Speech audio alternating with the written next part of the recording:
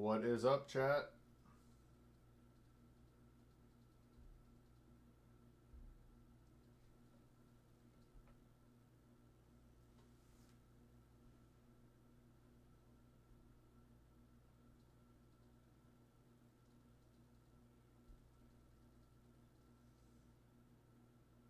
$300 megabytes a second on internet. That sounds terrible, dog.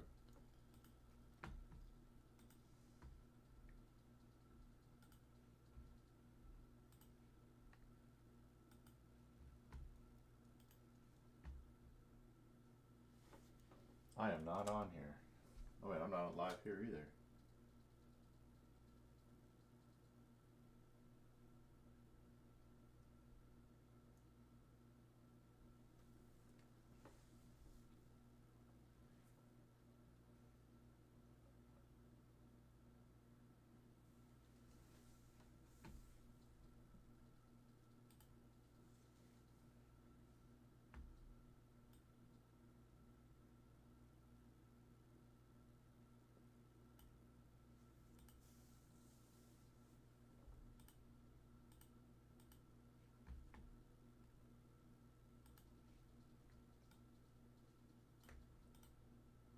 There we go. All right, they're letting people know we are live.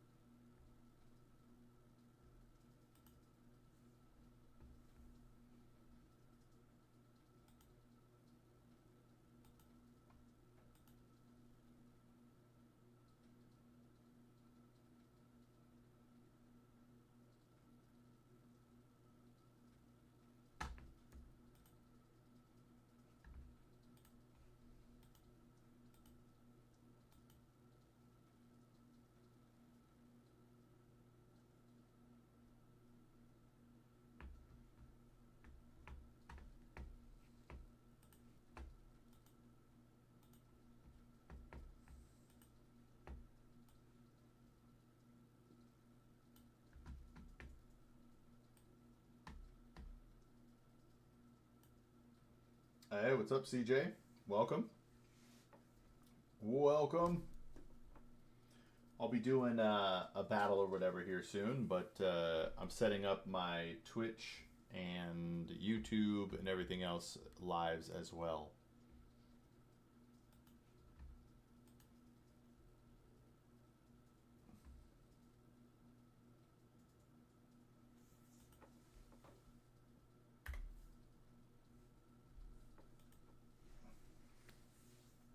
Team Maravilla.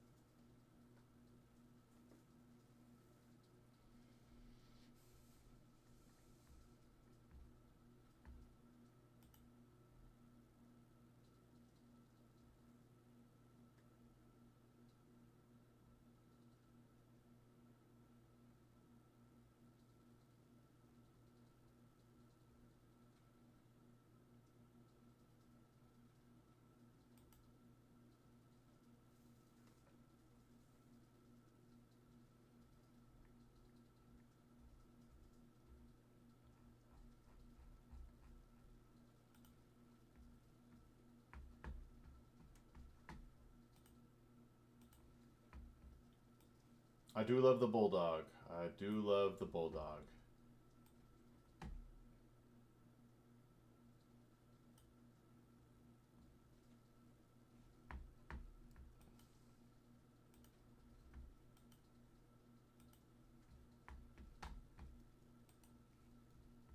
Dude.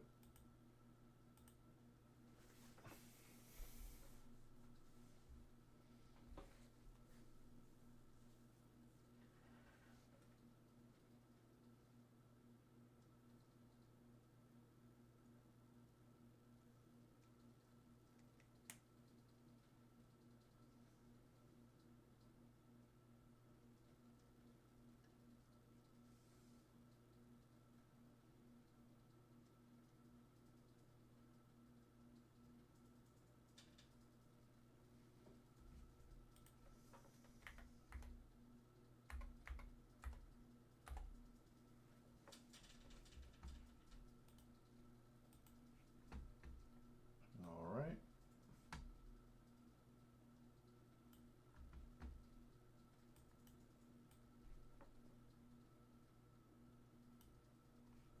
There we go. I think we got it.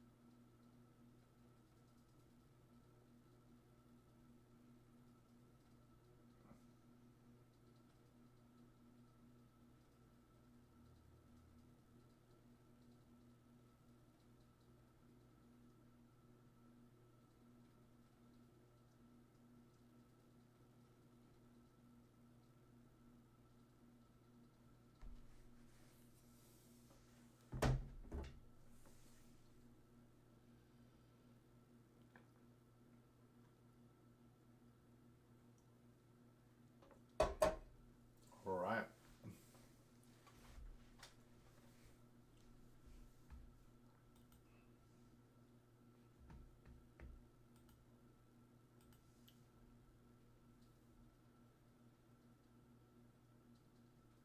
What was that noise?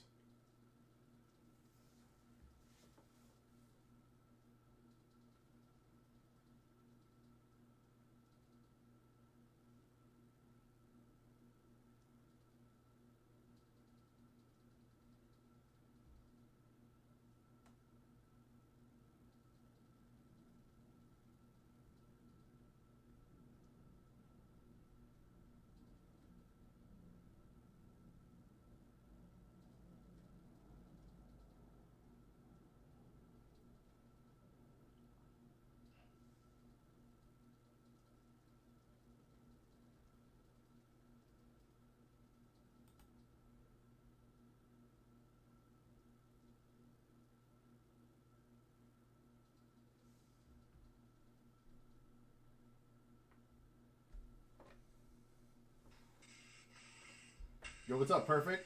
I'm good. What's up, Free? Hello. Where are you at in the world? Yeah, What do you say? Where are you at in the world? Yeah, out or what?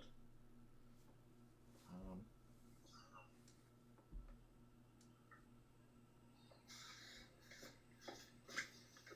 all right. Savage, tap for me. Yeah, send some rules. This one make I beat this way, you go small. I'm in America. Oh, So I can hear my Yeah. audio through your speaker, I think. I don't know how that is. I can hear you. I can barely hear you now. Thank you. Thank you.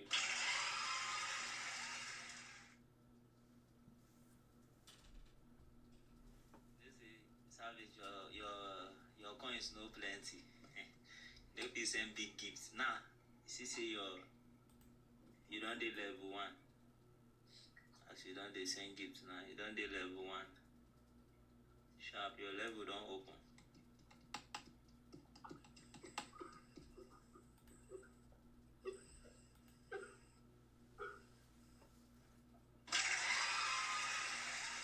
How long you been doing TikTok? Let me say, I just started because normally I do TikTok regularly, but for a while now I stopped based on one or two. So I'm just coming back fully. Okay. Hey, Sus Chillin', welcome. What are your goals here with TikTok? I'm doing well, Sus.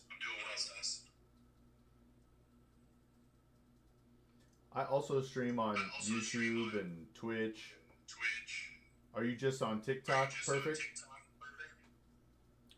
No. I've been on TikTok for a while now. Okay. Okay, you are a streamer, right? Yes. But you just started. You are still on level 0. Yes. So I just started streaming on TikTok like this about 2 weeks ago. So you need to buy gifts. You need to give out so that your level can. Oh, okay. Yes, you need to buy coins so that you can unlock your level. Then your consistent viewing will guarantee you of getting more audience. So you get and getting more followers. That's a good question, Sus. I don't know that I have who I think is gonna win here. So I just follow you, follow me back. So Heretics. when you are on live, I will see you on live. Then I will come and join you. We'll play some match. Then from there. Okay. Yeah. So I also post a lot of clips. I'm a free financial advisor. I actually do more clips than I do anything. What did you post? Free financial advice or tips. Okay. Like investing, stuff like that. Okay. I'm rooting, I guess, for Fnatic, Sus, because everyone thinks it's TH is going to win. What about you, Sus? Okay, if you are doing such a thing, that means you need to make some of your video clips to be short and simple. So you should not make it more longer for them. Sure you get, because the more it's long, the more it's people will not get the real message. But when you make it short and simple, then let us just say doing it episode by episode or part by part, just small, it go viral from there. Yeah. I appreciate that. I've tried multiple stuff. Okay, Fnatic, all right. But yeah, some things are long and people won't watch them, but you do a short version. But then I'll post something short and people are like, hey, this is too short. So it's hard to find like that perfect length. Okay. Then you should just be like, you just say or you just pick one topic, just one particular thing, then say it. Let it just be brief. Let it not be too long. Because most people don't have time to like go through content, stay longer to watch content like that. They just need something that they can watch in a minute and they'll get the message. You get stuff like that. Hey, how'd you find me in India? That's awesome. I really appreciate that, man. I keep Trisha. I'm trying to change the world, as cheesy as that might sound. Yeah, that is fine. It's good. Nice one. So you've not followed me back. Follow me back so we can play next other time. Free advice guy. Tap on my profile. You see. Did it work? Start following me. Yeah. It's fine. All right. Thank you, sir. Yeah. Yeah. Bye. Bye-bye. All right. Well, hopefully we get different conversations.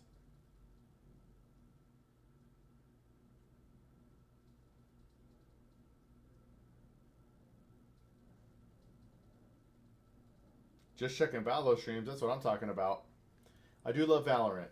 I must brag that I am a episode 7, Act 2 or Act 3 Premier Champion. I can't say I was team MVP, but I can say I played my role. Hey, I love this talking on YouTube. So, Sus, is this your favorite thing, or I don't know how to work this. We were so my peak is Immortal One, 75 RR. Got to throw in the 75 RR.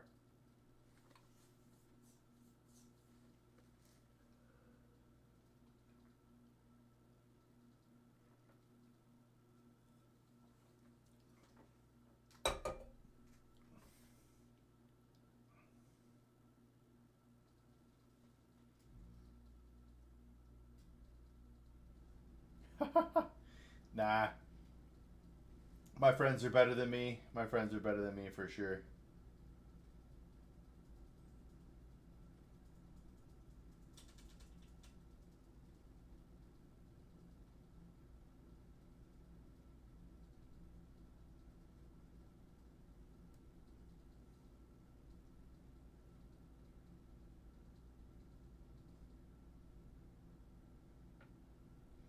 Yo, what's up, Mallory?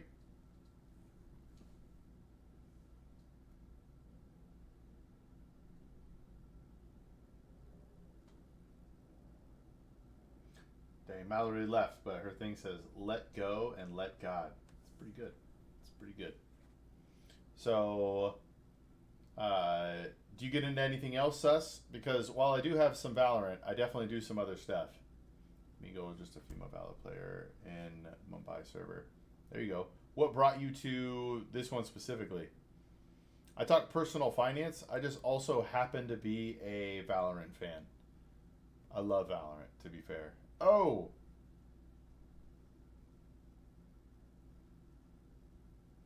now this is going to be rough. This is going to be a rough retake.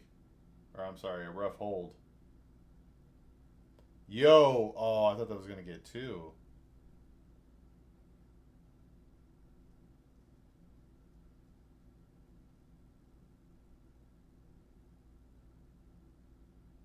Nice! Alright, Fanatic, let's go. How long have you been playing Valorant? And also, is YouTube like your main thing? Because I do, I'm on everything: Twitch, YouTube, X, Kick, Twitter, TikTok right now.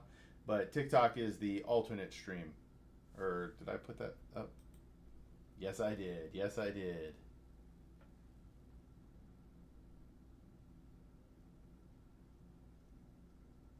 Should I say alternate experience on TikTok?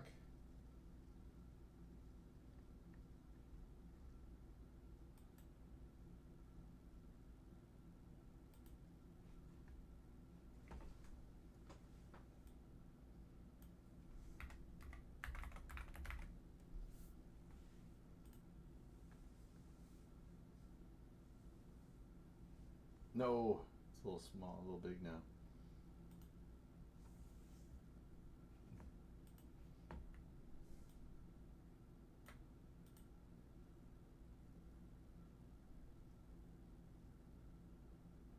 Good enough.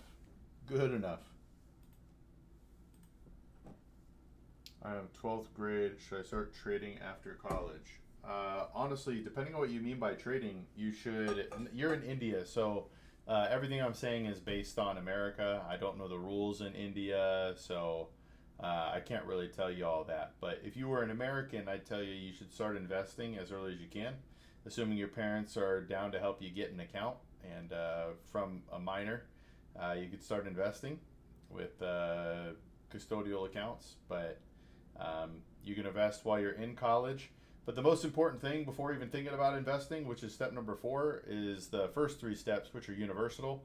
You need a budget. So understand where every dollar is coming in and being spent. And then, hey, what's up, TRX? So understand where every dollar is coming and going, how it's being spent. Figure out if you have extra at the end of every month or if you owe every month. And then we make adjustments if you owe, but otherwise we start having fun. Yo, what's up, Sergu? Welcome. Okay, it says I could say hi. Yo, TRX, it says to invite you as a guest. Maybe not, maybe not. Should we do it?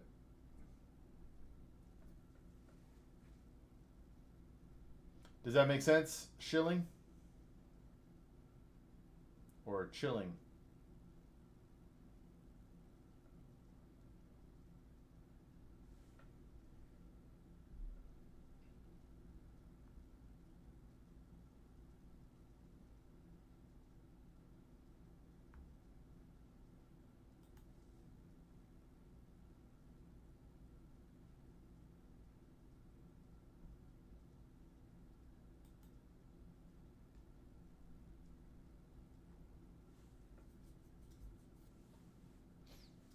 Hey, what's up, user 317-197-27052? Welcome.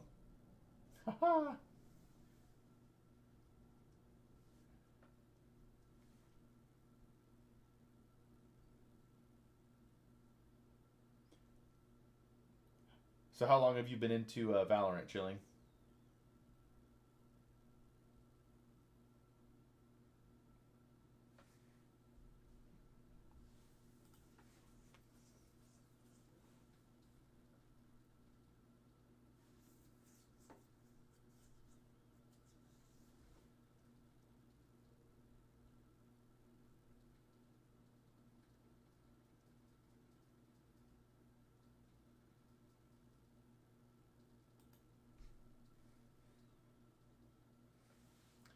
Oh, man.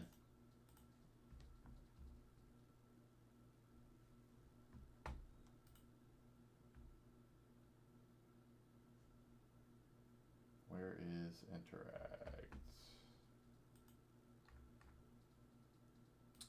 EMEA, interact. There we go. All right, 3 years. Nice. I've been playing since launch. All right, we're going into it. Let's see. Oh, I didn't get a chance. I didn't get a chance.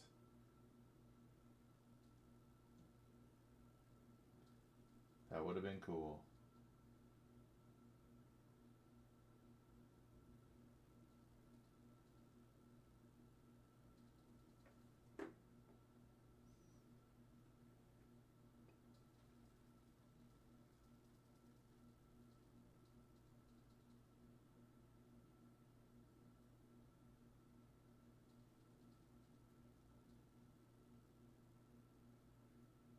Who do you main, Chilling? Who do you main?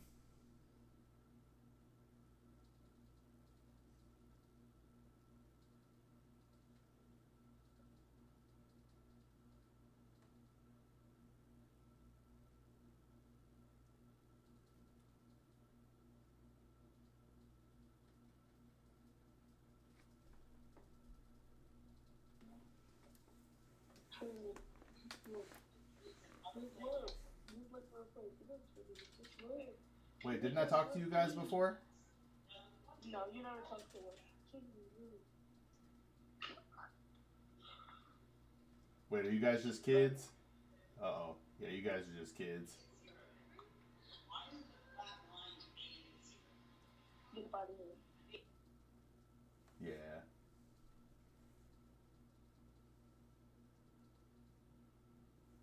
All right. Cipher. All right.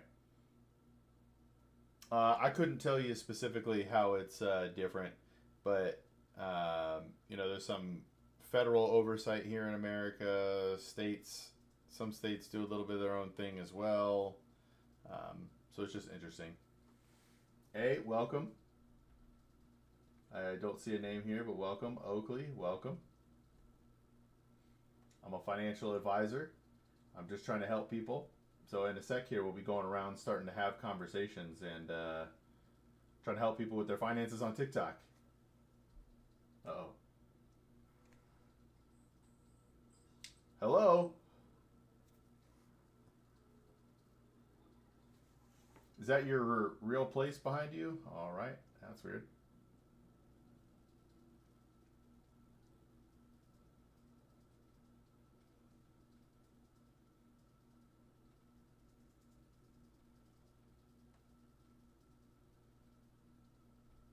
Oh, you know what? I need to put all my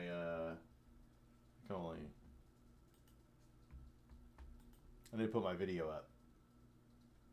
For sure, Chilling. If you have anything else you want to talk about, come back in here. We can go over any questions you have.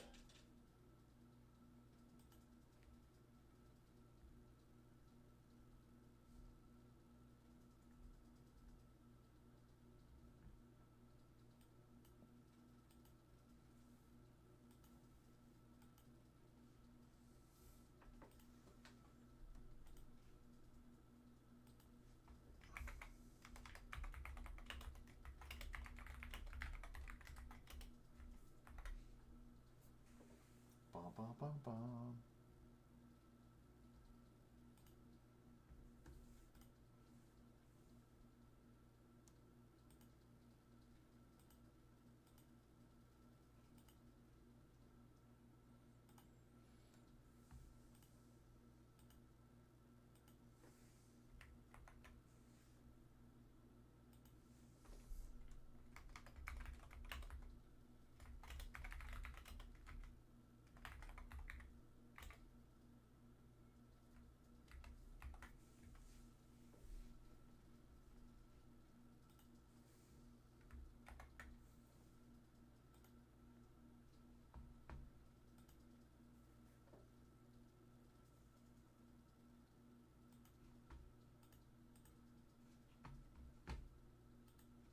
All right, got the game back up, man.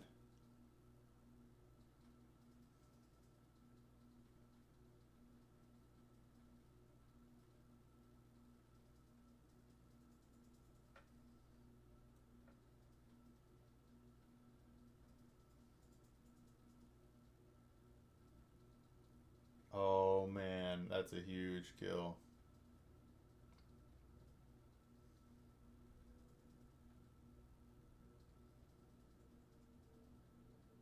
They're gonna get him. Yep. GG's, man. GG's. Woo! Yo, what's up, Lucky? Welcome. We're doing a multi-stream here, so I'm also on. Oh, did you see we posted second clip today?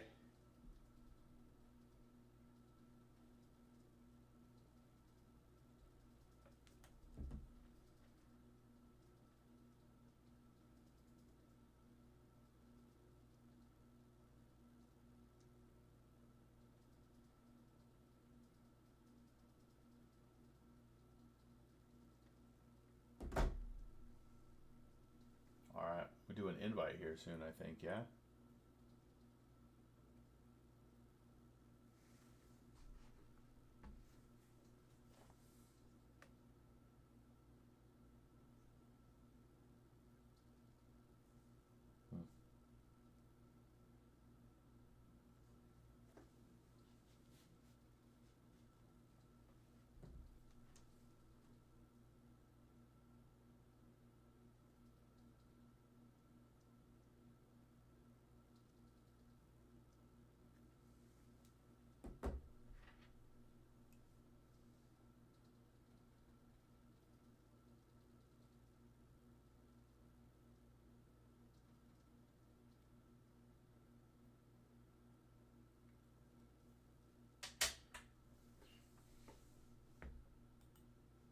All right, we pin that.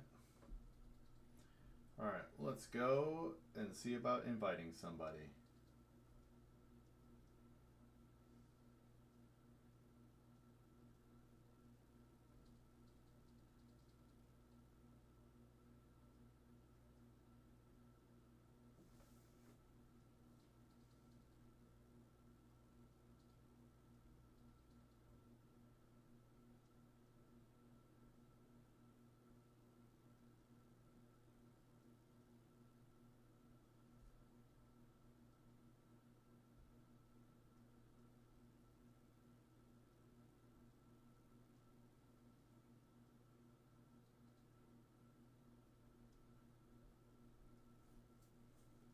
Let's go.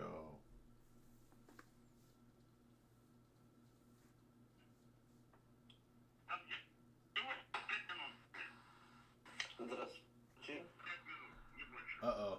All right, we'll go ahead and match. Oops. Могу, но у вас Английский не знаю. No English. Погоди, стой. Pakistan?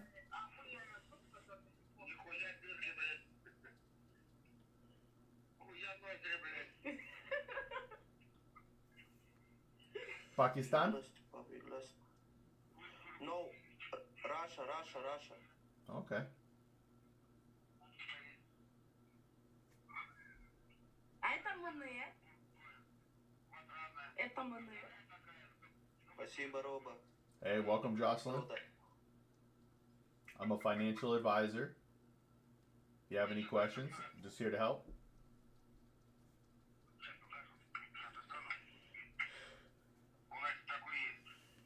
Жунгласт, побег ласт. Жунгласт, побег ласт. Суне помощники. Суне помощники. Будем с тобой парными, не зря нас Настями зовут. Жунгласт, Вот побег тебе ласт. будем было точно нахуй при Насте распиздиться. Максимальный мускул.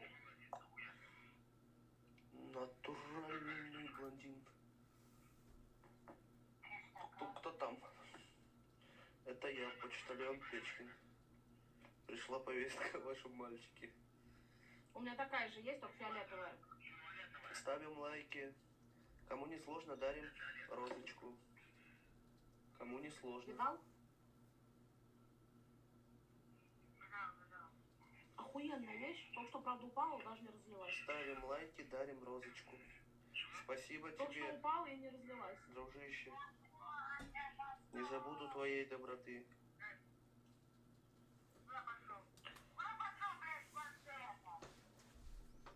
Alright, I'm gonna get a drink. Спасибо тебе, дружище, за лайк. Да, терпение на... Ставим лайки, Громко. делимся розочками. Кому не сложно.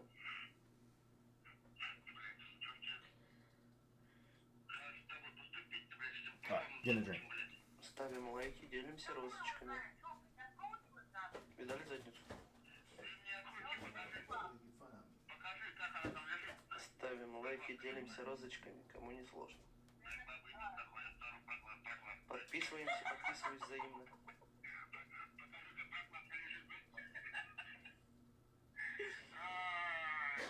Валек, там при тебе плохо будет думать. Спасибо, Рода. Спасибо тебе за лайки.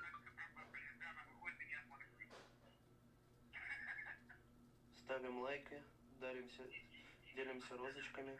Кому не сложно. Подписываемся, подписываюсь взаимно. Все пьяные, да? Без подписки.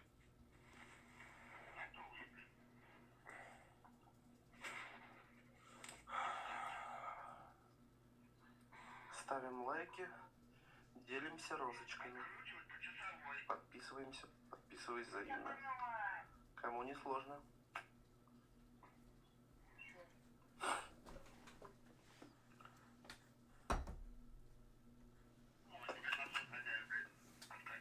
Мы с тобой одни, Рода.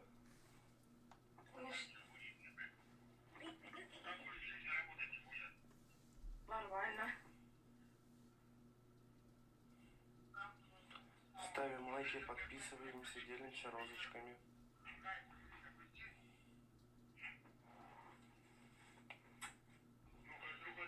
Ставим лайки, подписываемся, делимся розочками, подписываюсь взаимно.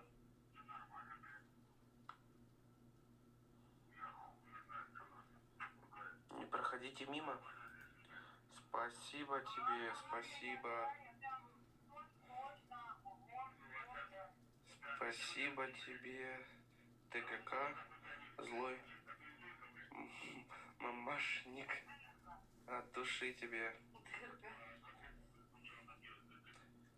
Красава. Ставим лайки, подписываемся, подписываюсь взаимно, делимся розочками.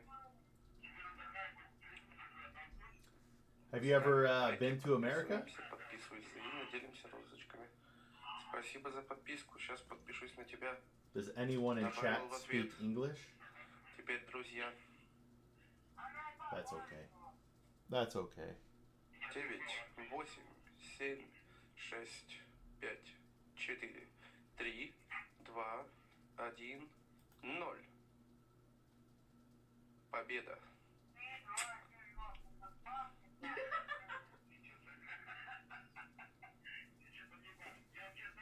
Hey, good playing with you, brother. God bless you. God bless you, brother.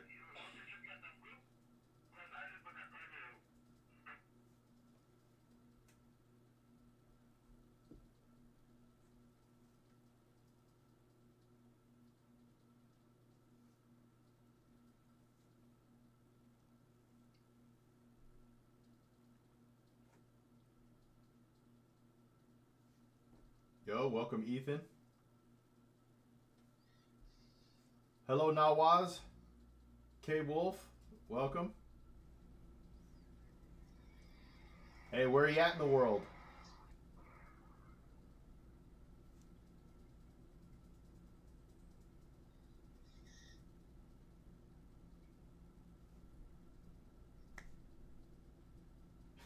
We're just going back and forth here.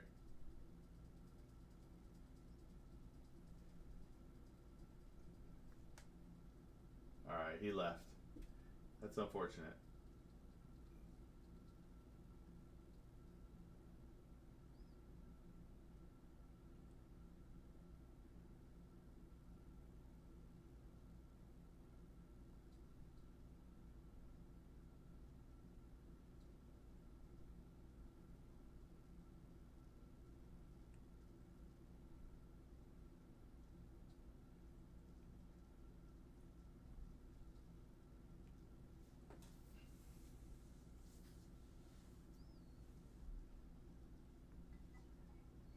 Yo, what's up, D's? Hello, how you doing? Good. You speak English? Yes. Yo, my first one all day. I think it's my 5th or 6th one. You're the first one who speaks English. Yeah, I'm in the USA. So. Hey, let's go. Me too. Turning you up here. All right, man. How long you been streaming? How long you been on TikTok? Live, this is like my second day. Really? Okay. What got you on? I sell food. I'm trying to get my content out. I make chicken rolls. Okay. So where do you sell food? Here in Harbor City. All right. It's in California. I sell one like a vendor on the street. Nice. What part of Cali? I'm sorry. Harbor City. Harbor City. Okay. LA. Okay. All right. Yeah, I'm not great with California. I've been to LA once. I've been to San Diego a bunch of times, but that's about it. okay, that's cool. Where are you located at? I'm in Arizona. Here, you want to do a little battle here?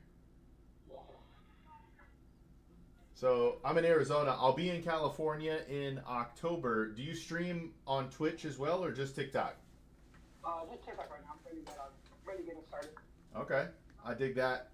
So I'll be going to TwitchCon there in San Diego in October. But I'm a free financial advisor, or donation based, however you want to look at it. I literally just get on here and try and help people with their finances to see, like, yeah, if you had any questions you always want answered, I'd be here to answer it. But yeah, I got no products to sell you or anything like that. Okay. No, yeah, I'm just here. Just trying to get live, trying to get it going. I dig it, man. So, what type of food would you say you do? You could say it's like Hawaiian. All right. It's chicken teriyaki. I got mac salad, honey garlic shrimp, spicy shrimp. Really minimum menu, but we gotta make it really good. I dig that, man. It's better to do a few things excellently than a bunch of things mediocre. Yeah. But yeah, I got 2 items, chicken and shrimp, and it's going good right now. You know, picking up. I dig it, man. I'm trying to. There we go. All right. Sorry, I've been trying to get rid of my background for like 20 minutes. There we go, man. Okay, so do you do content as well? Like you post clips and all that? Yeah, I just started that as well. I got some on this one. I got some of my kids and some of my cooking. Okay. My everyday life. I dig that, man. How long have you had your business? I would say 4 years on and off. I took a year off, doing it from home.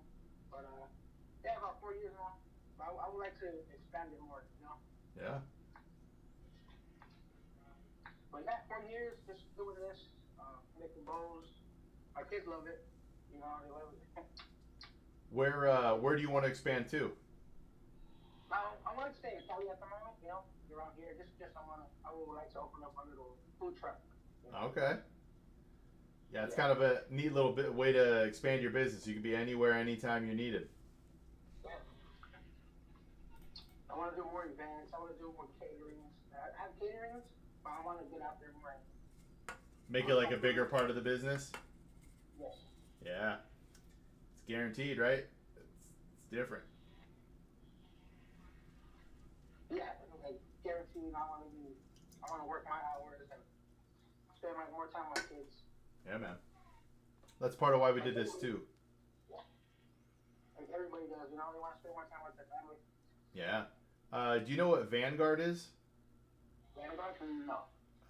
Well, I worked for them for 13 years. They're like an investment company, one of the big guys. But, you know, as I start that, we got 3 kids and a 4th on the way, all under 6. And it's like, man, I'm spending so much time away from them. It's tough, man. And now they're just like in the other room, or, you know, I get to see them so much more now than when I was in the corporate world. And Vanguard was great for you with work-life balance.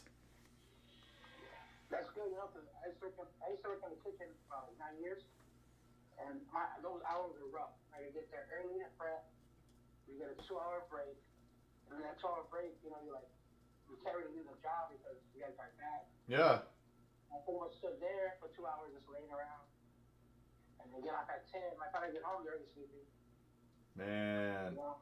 Yeah, I did that for a long time, but I can't do that no more. I got to work for myself and make my little hours.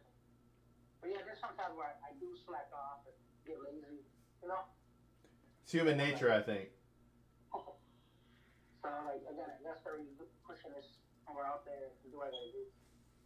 Yeah. But yeah, I think that's a little bit of human nature, and then there's always something to kind of like snap us back to it. Yeah, the girlfriend, her wife will do that. You know, get up. It's what you gotta do.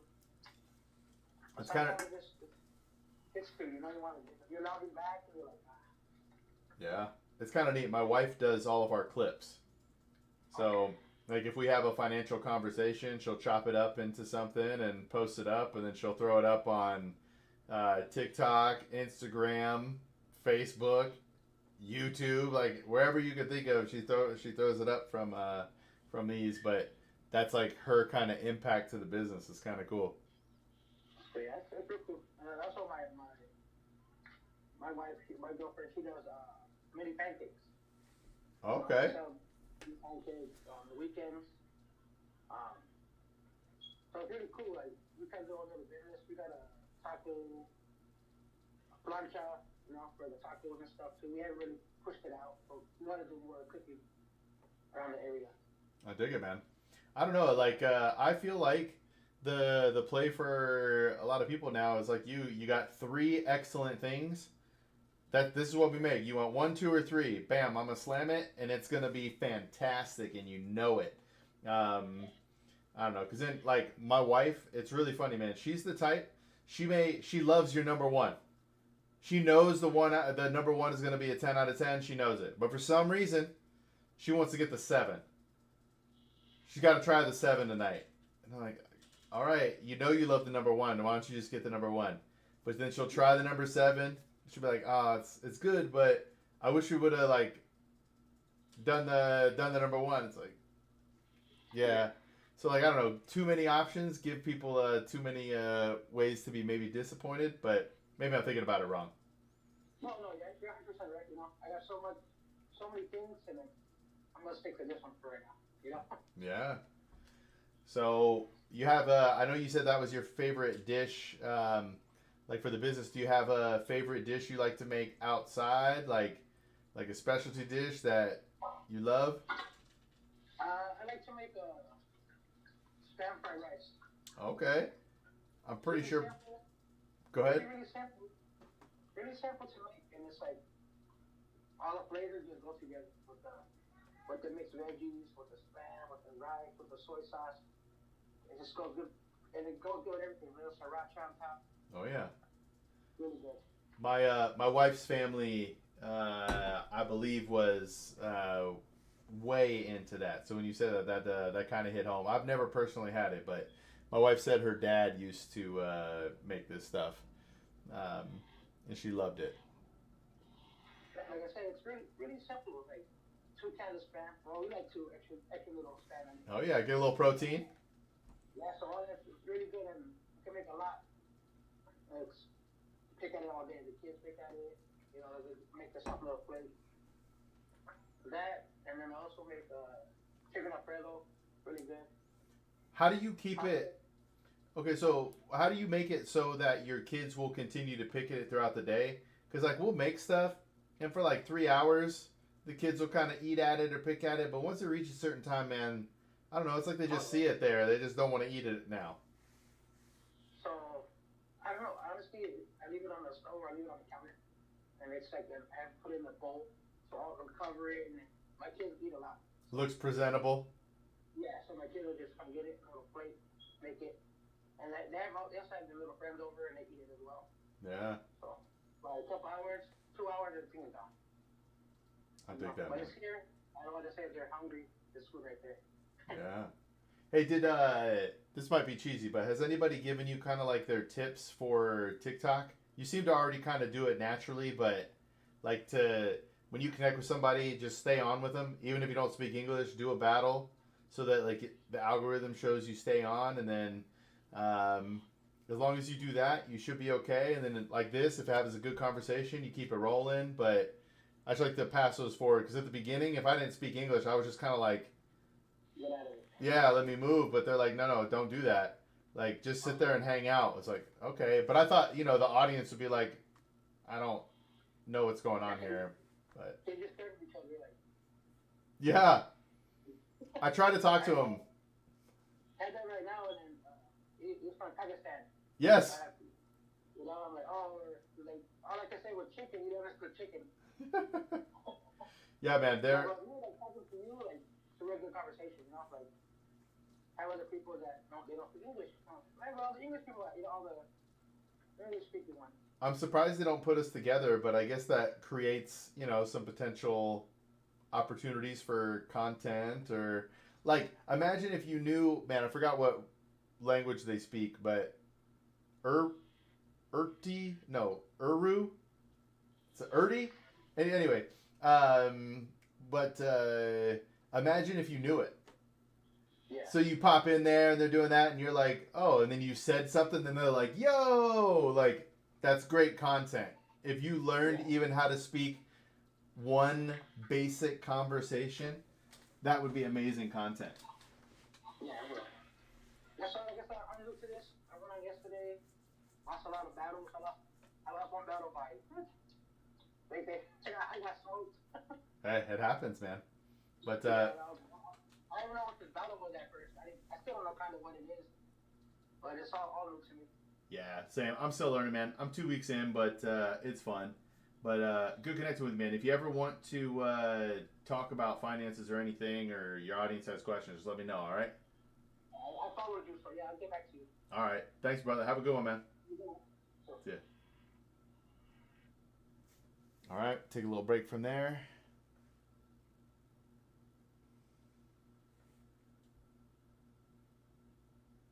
Fnatic cannot lose this round. They cannot.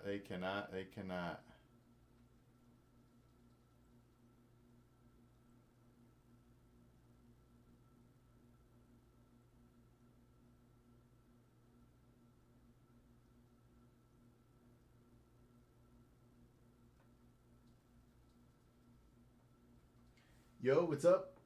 Vibes from the Kin. Welcome. Yo, it said to invite you, and then it said you joined. How does that work? How does that work?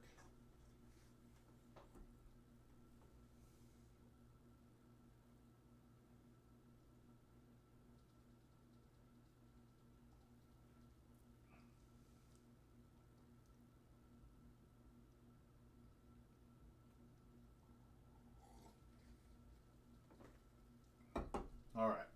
Let's do another one.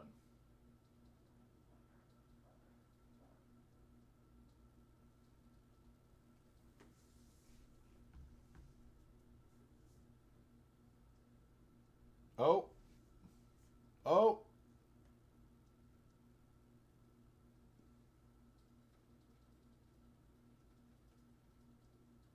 Woo. Fanatic made that one close. Yo, what's up? I don't know how to pronounce your name, but welcome to the channel. I'm a financial advisor. All right. We're going to go and invite.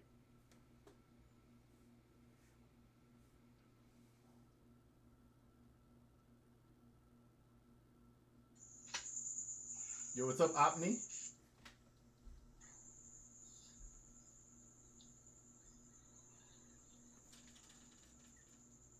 Let's battle.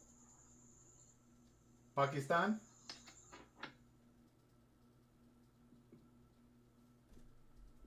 All right.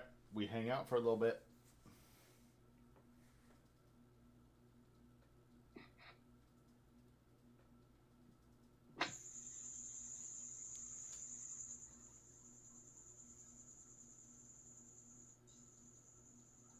Yo, no way he gets them there.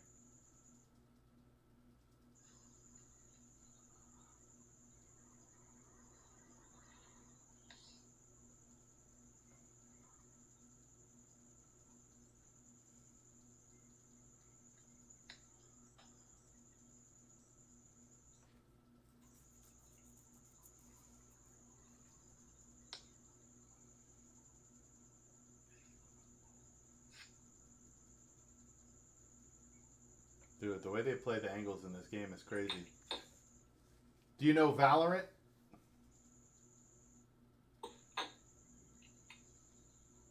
No?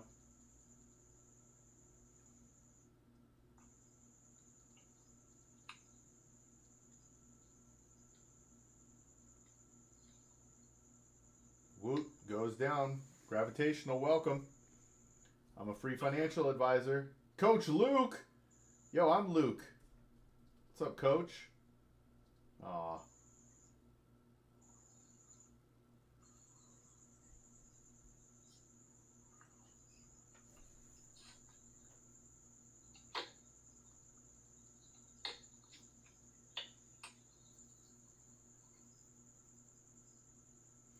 You can dance if you want to. I am really a financial advisor, Gravitational. To give you some background on me, I've been a certified financial planner professional since 2014. I worked at Vanguard for over 13 years, and last year I quit my job to change the world and give free advice to anybody who needs it.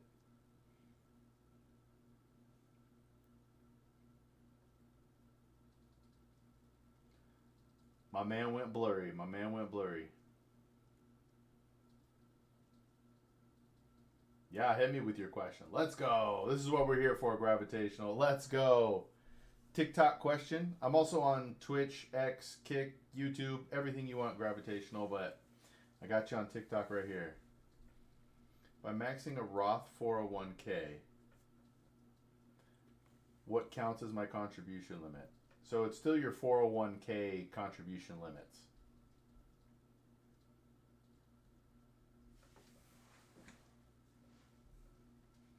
After tax. Roth is after tax, so you've already paid tax on the money. So you could put in the after tax amount. Now, most employers pay their contribution pre-tax. So their match or whatever will be pre-tax.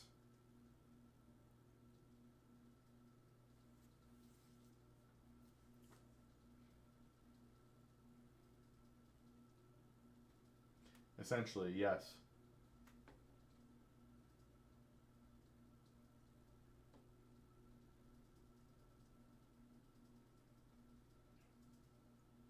Now, how are you investing that? This is where we get into fun.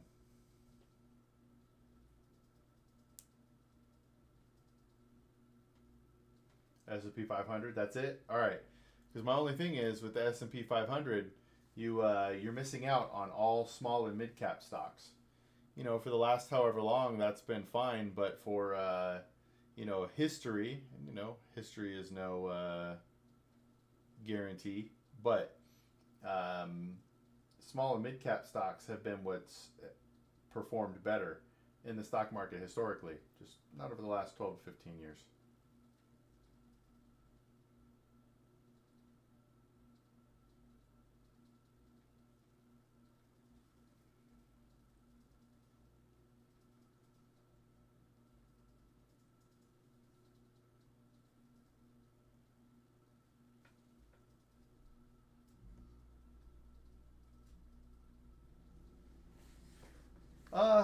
So for every person it's different, right? So I have a crazy high risk tolerance. Crazy high. Like tomorrow the stock market could lose 90% and I wouldn't get stressed out. I wouldn't sell. I would probably look to buy more. So it depends on you, right? Like again, the S&P 500 is less diversification than say VTI or something like that, which is the total U.S. stock market. So, right, it's just based on your comfort level and things like that. So, do you want to just be invested in the 500 largest companies in the U.S.? Or do you want to be invested in SMID and small cap as well?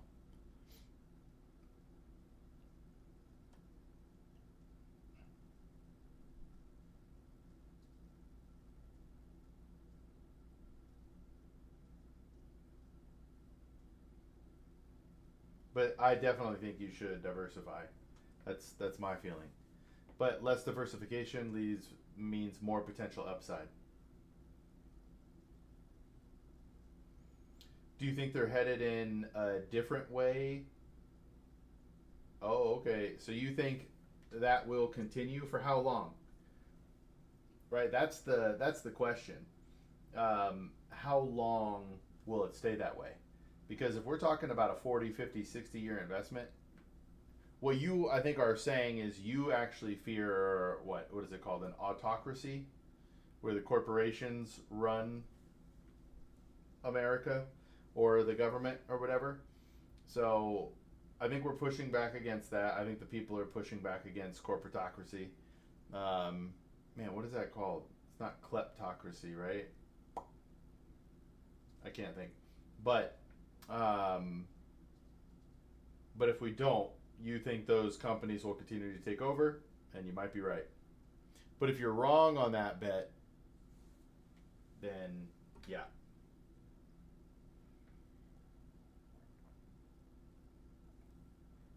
Because if you're wrong, and it's a long time, right? So that's the other thing. You have to think about the time horizon of your goal.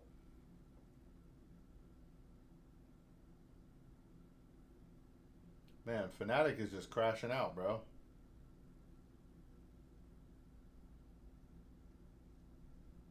Yo, how do you not die from that?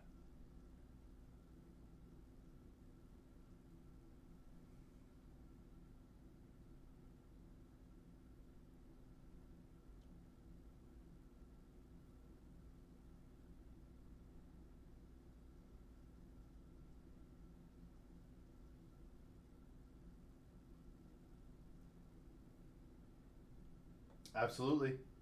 I would love to help anytime. Anytime, brother.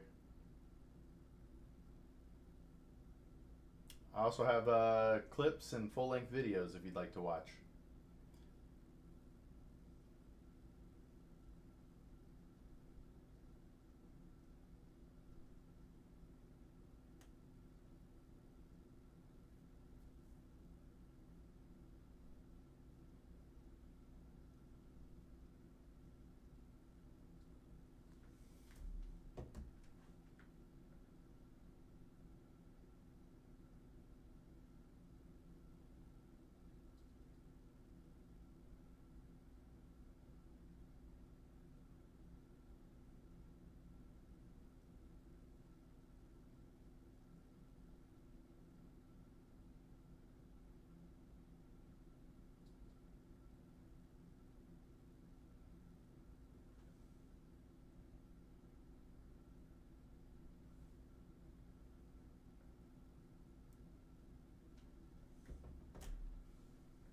How do you feel about leaning 100% into Roth as I am?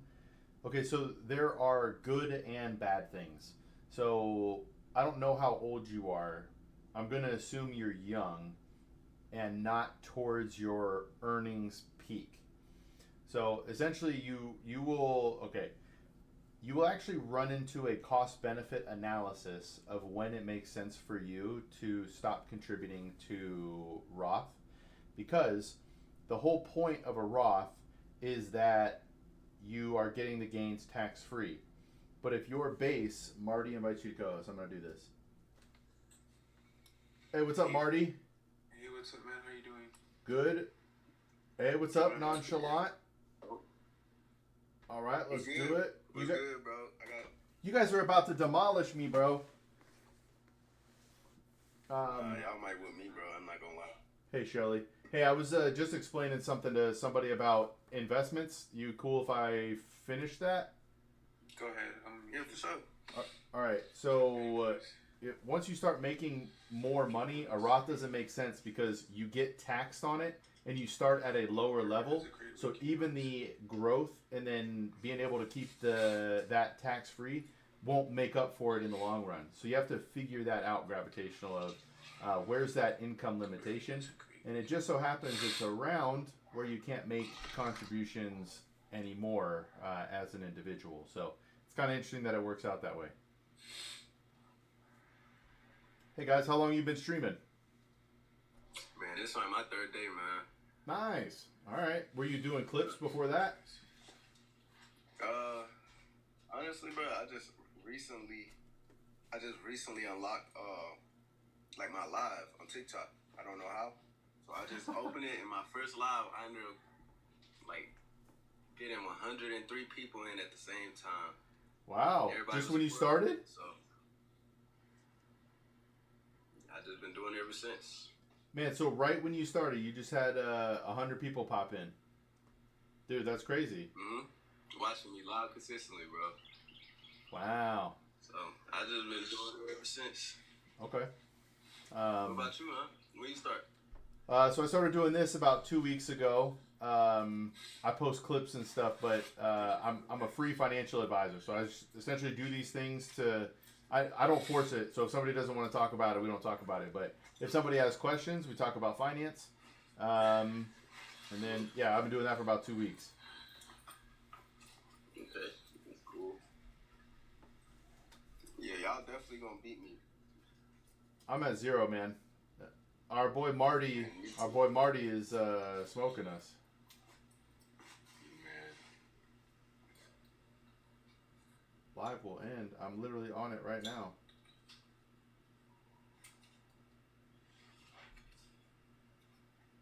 Yo, for the 2 people in the chat, please like up the chat. Please like it up.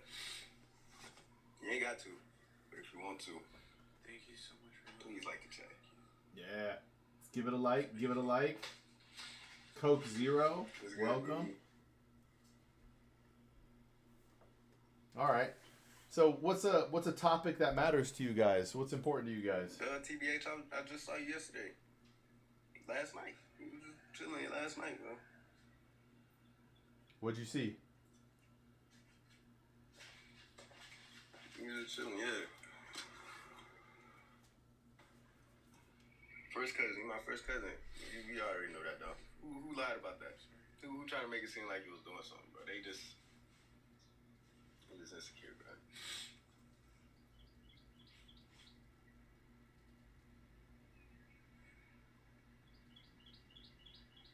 Marty, where you Yeah, I at? appreciate the light. It was good, Matthew.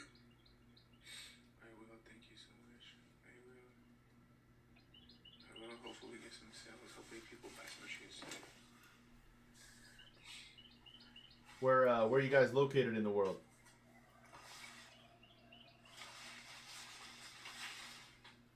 I think Nonchalant might have muted me. Maybe Marty did too. I don't know. Good, Bree. Yo, what's up, Ash?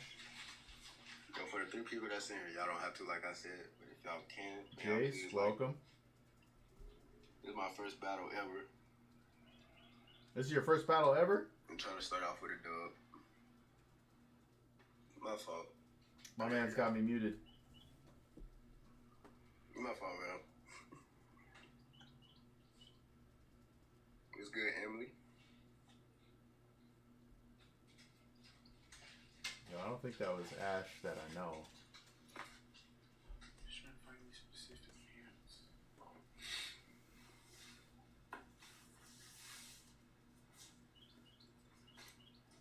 No, they were not. Is he your area?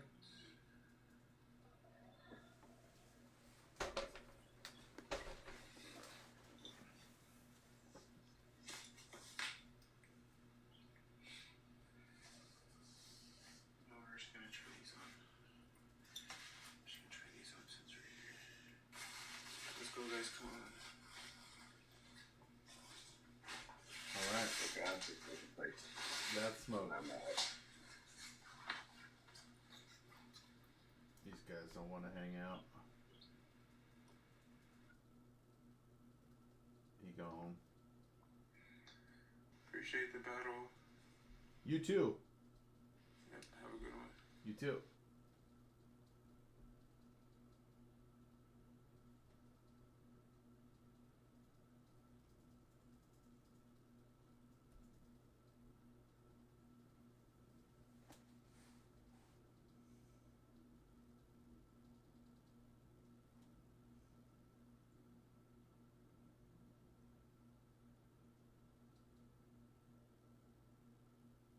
Oh.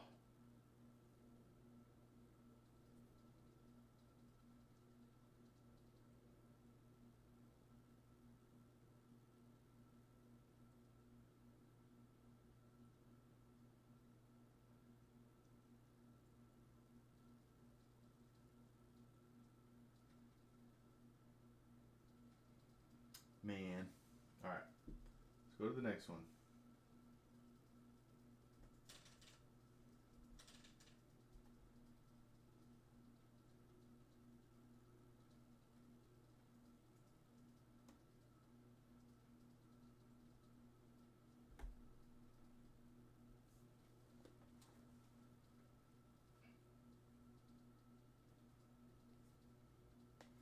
Burmese, Reese, welcome.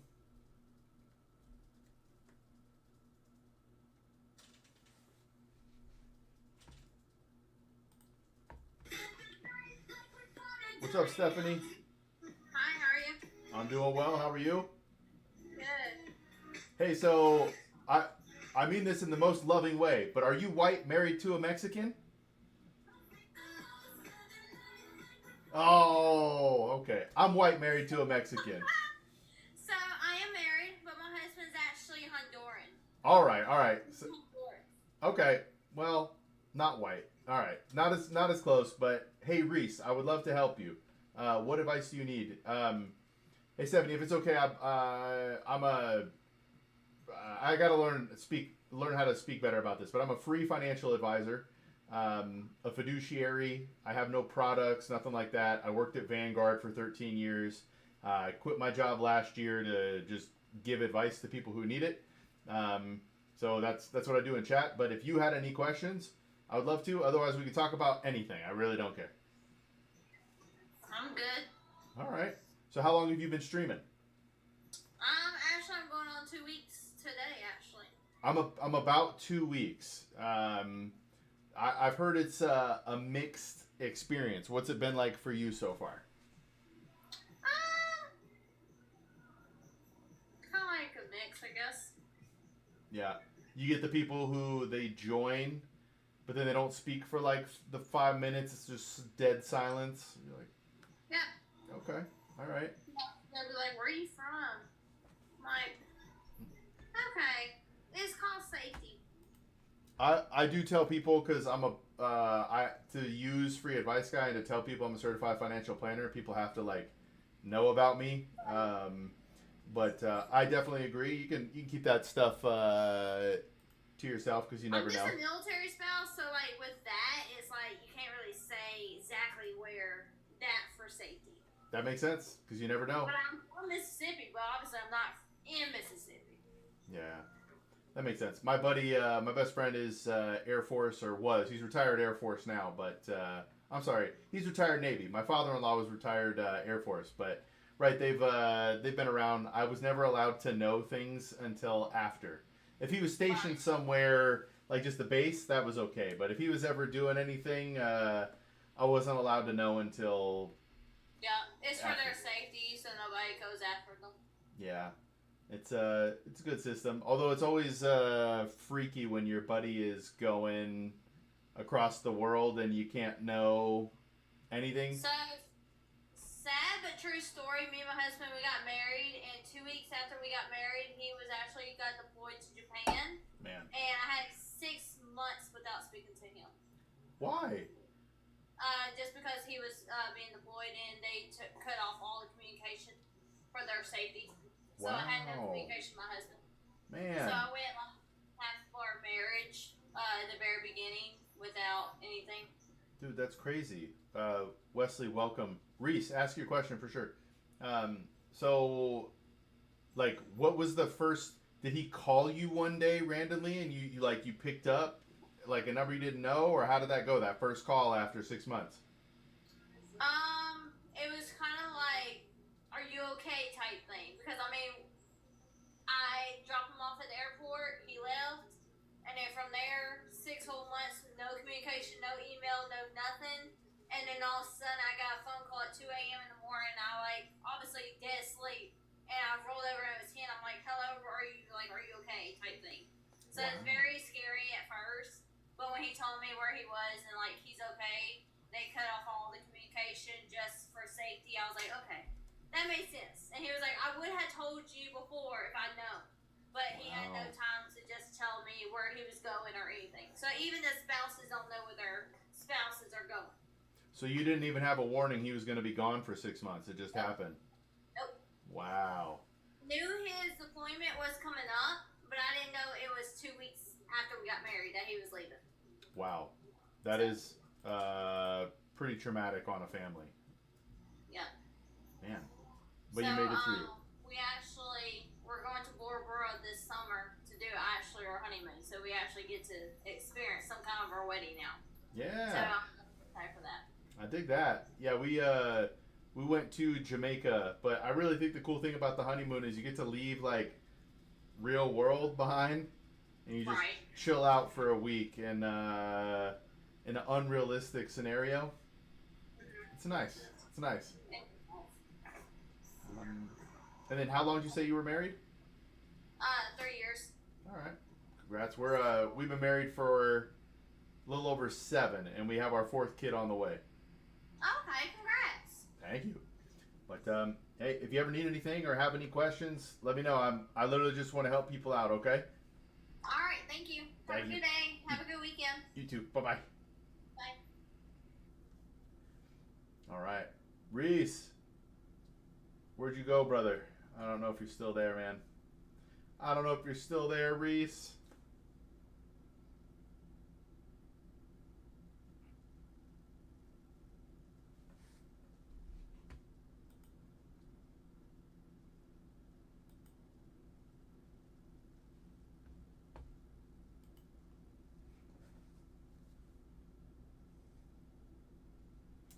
Oh, man. All right, Reese, if you're still here, I'm just waiting because if you have actual questions, I want to make sure I answer them.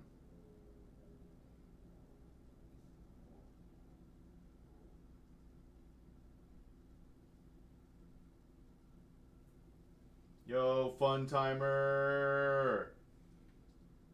I'm a financial advisor, free. If you have any questions, I'd love to help out.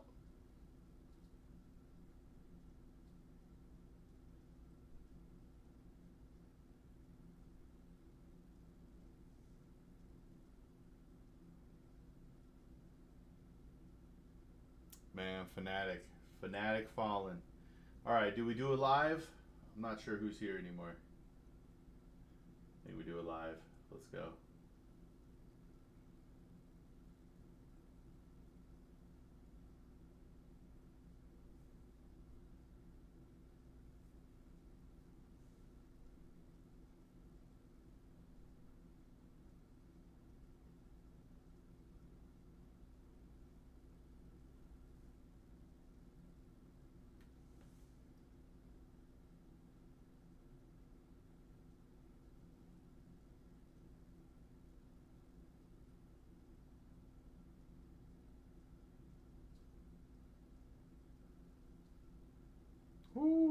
playing good.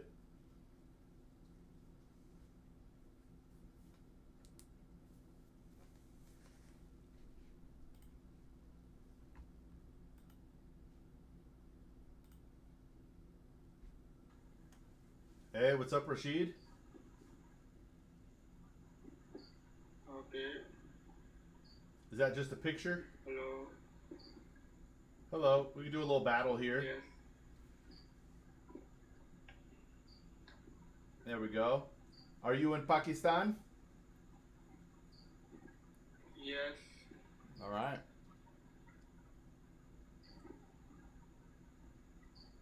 What do you get into? What are your hobbies? No. No hobbies? No English or what? No. That's okay. I don't speak Urdu. No. Urdi? Ready. Urdi? Okay. That's all.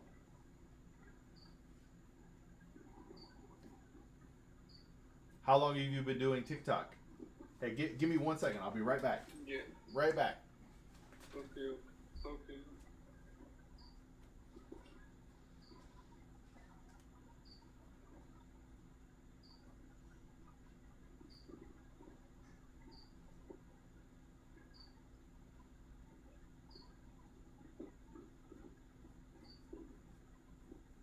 Double tap, double tap. How they sleep?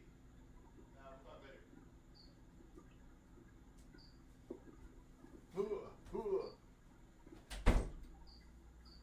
We back. We back. Okay. All right. I don't know if anybody knows, but I'm a financial advisor. I'm free. I'm just here to help people. Does anybody have any questions?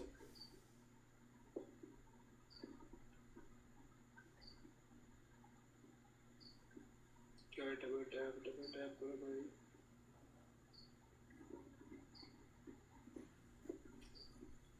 Double tap, double tap.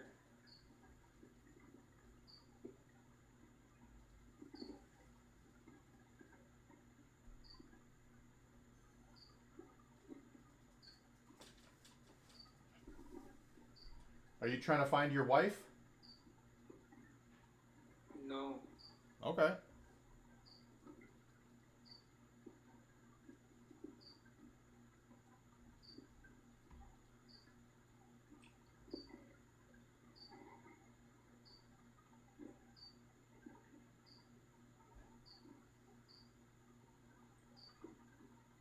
Double tap, double tap.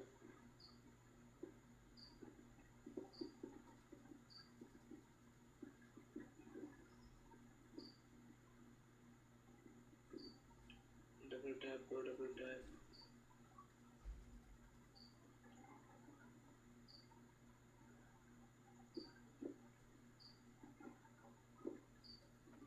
All right, Rashid, welcome. Follow. Hello. Hey, is Rashid one of yours? I'm a financial advisor. Hello.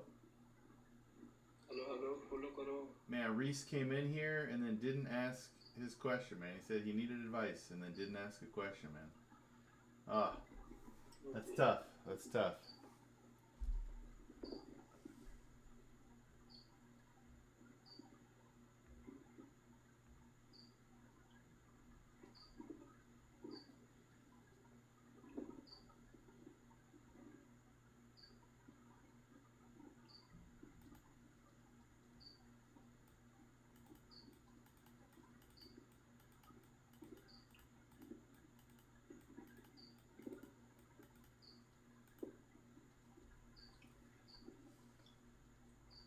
Guys, double tap, double tap.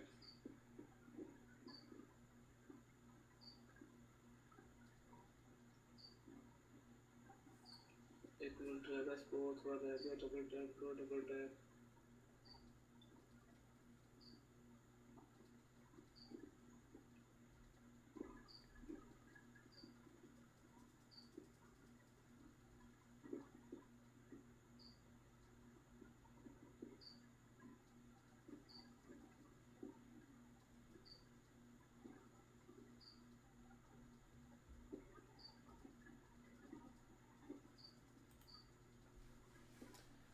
man, Heretic's gonna win.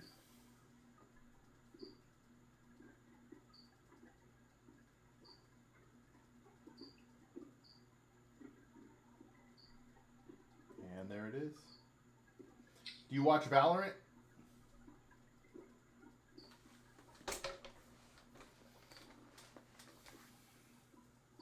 I don't think so.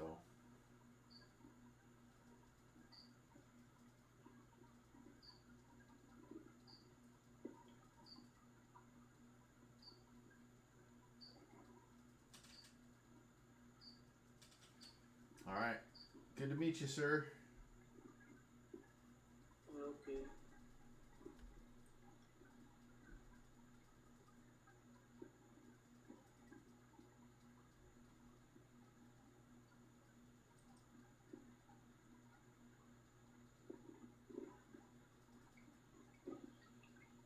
Follow करो follow.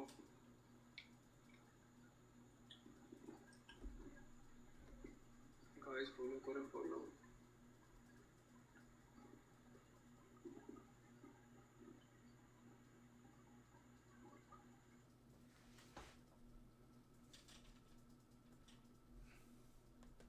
All right, let's see here.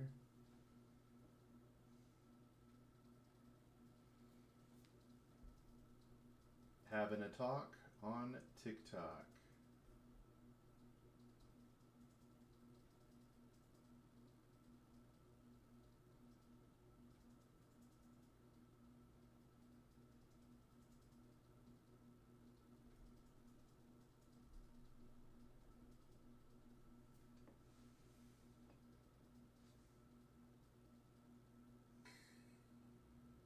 Hey, what's up, Kai Beats? What's up, man? You got a joke? Oh, man. My hairline? No? Heard it, man. Sorry. Hey, that's okay. I tried.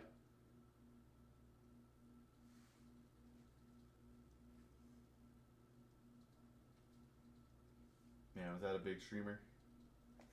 Cairo Beats. Let's see.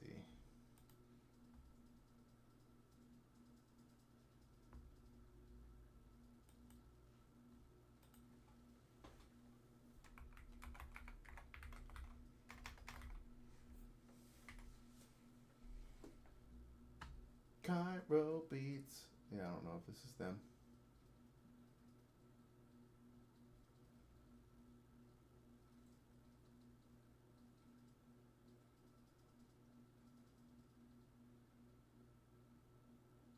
Yo, what's up, these bowls?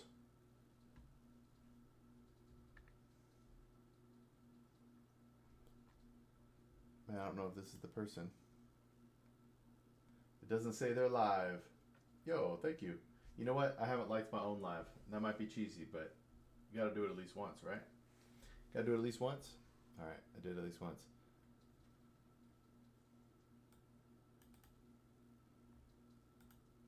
Is this the guy? Hold on, I'm checking to see if this is the guy that just came in. Came in, asked me if I had a joke. No live video? Oh, okay.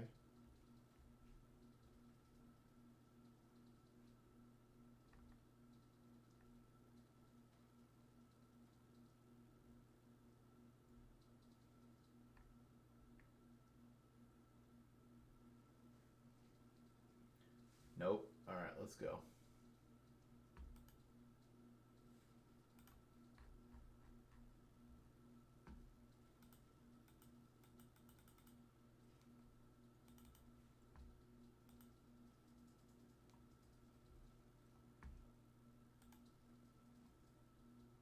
So this isn't live right here? What's up? Nope. Alright. Alright, I will check after. Let's do another live. Let's do another live.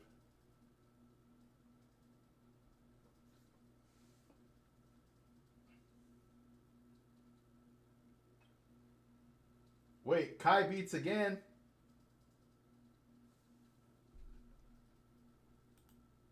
That's crazy I got the same guy, bro. What's up, brother? Hey, what's up? Bubba Leet? Yep. All right. How long you been streaming? Today or In like long weeks or months? How long you been going? on and off for probably, I don't know, like 6 or 7 months, I'd say. All right. And then like this, or on your computer, or what have you been doing? Like this. Okay. So I just started this like 2 weeks ago. I don't know if you want to do a match, but I sent it over to you. Okay, yeah. All right. So how does the team thing work? Like, what do you mean team thing? Like, why do you want to have a team? Get more gifts. I think. Okay. So that's it. Just kind of like build a following there. Right. All right. See, like, I don't really know. Honestly, I'm new as well, dude. I'm new. All right. I dig it, man. Yeah, I don't think this can be the same guy, but so like I'm a free financial advisor. I just come on here to try and help people with their finances and answer questions. So if you had any questions, I'm free advice guy, literally. I own freeadviceguy.com. I'm on Twitch, YouTube, and all that. But did you have any questions that you've always wanted answered? About financial? Yeah, finance, money, investing. Okay. Anything money related. Let me think here. Let me think. Is it good to invest in S&P 500? Yeah, so the S&P 500 is 500 of the largest U.S. stocks. There's about 38 or 36 to 3,800 U.S. stocks total. So if you do the S&P 500, you're missing out on all of the small and mid-cap stocks. All you have is large cap. So if large cap outperforms, you'll be happy. If it underperforms, you won't be happy, right? So you're just taking more risk by owning only those stocks. Right. And I heard investing in 401k is a no-no. No, you should, especially if your employer matches you, right? There are multiple benefits of it. Number one, it'll lower your taxable income now. Number two, if your employer is matching it, that's free money, right? That's just free money towards retirement.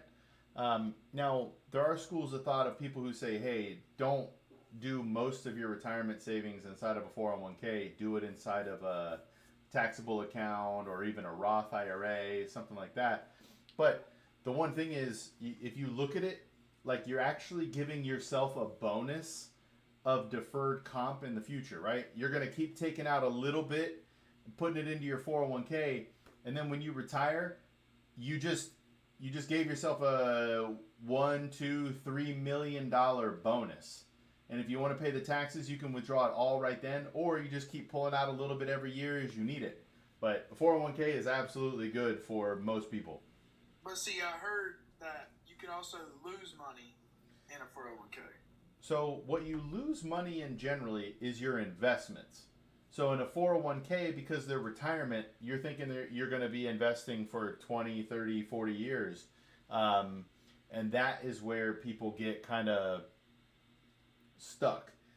Because in the short term, absolutely. But over the last 90 years, the stock market, the U.S. stock market's averaged almost 10% a year. Even with the downturns, it's still averaged about 10% a year. So if you can stomach the downturns, don't sell or do something bad, then downturns are actually good for you in the long run. Yeah. Makes sense. Yeah, man. Hey, what part of the world you in? North Carolina. Hey, you're probably not in Western North Carolina, are you? What's Western? I forgot. Where the hurricane came.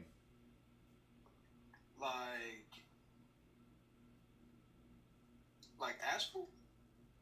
I'll be honest, I don't know the city and stuff. It was just Western North Carolina that got hit with the hurricanes. No. Yeah, it was last year, I think. Oh, I'm saying no, I'm not from around where. All right. But I did have another question. Okay, so I'm young, right? And I want to I want to own my own house. Do you think? Okay, how should I go about that at such a young age? How soon do you want to buy? Within the next two years, I'd say. All right, so you essentially need to stack cash as much as possible for a down payment on a house.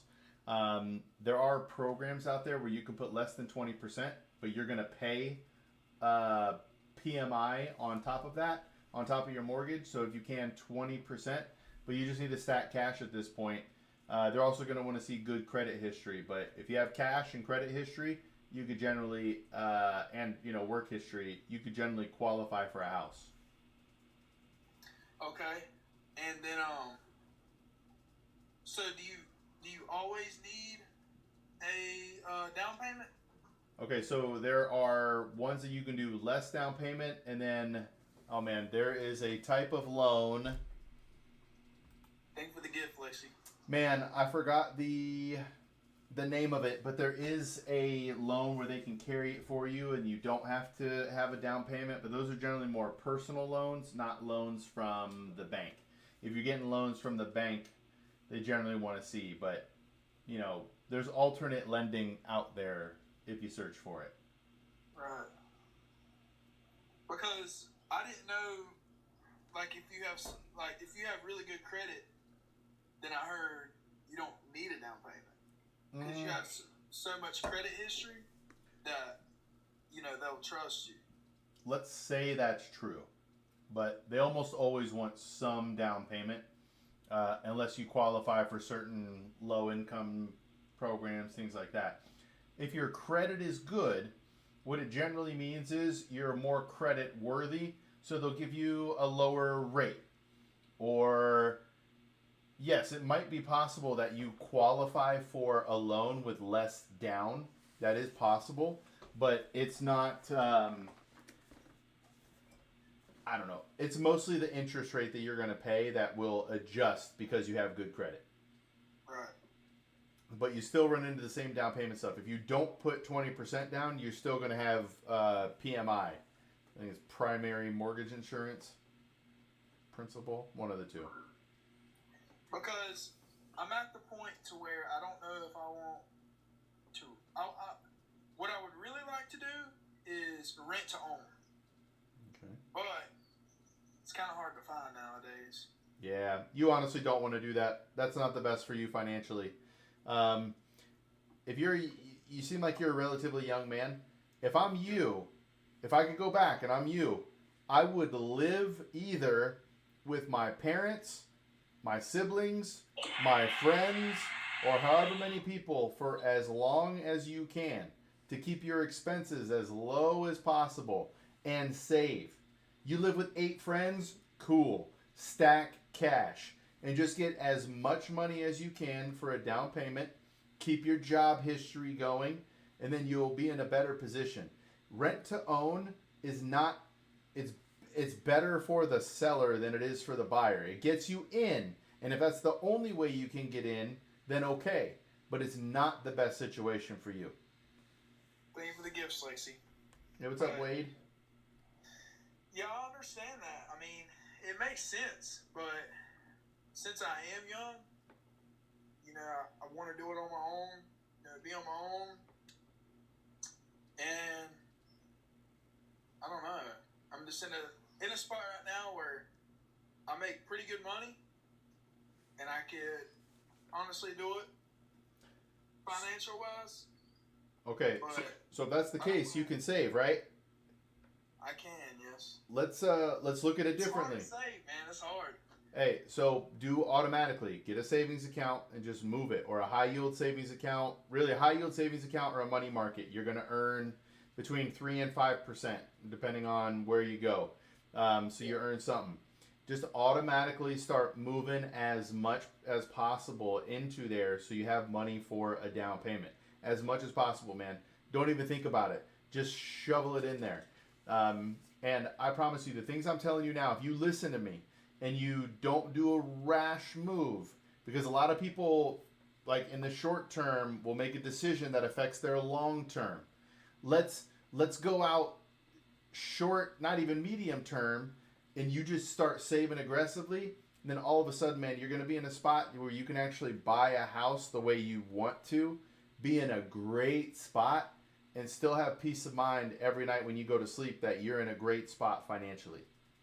Right. And that's what you want. So what do you do as your career?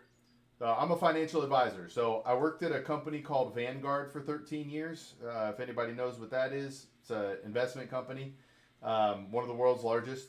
But I quit my job last year to give free financial advice to people. I'm a fiduciary, so I have to do what's in your best interest. But anyway, I could ramble for like 10 minutes, man. I'm on YouTube. If you want to see me as a full standing human being, I did a IRL video where I literally am walking up and down the streets giving financial advice to people.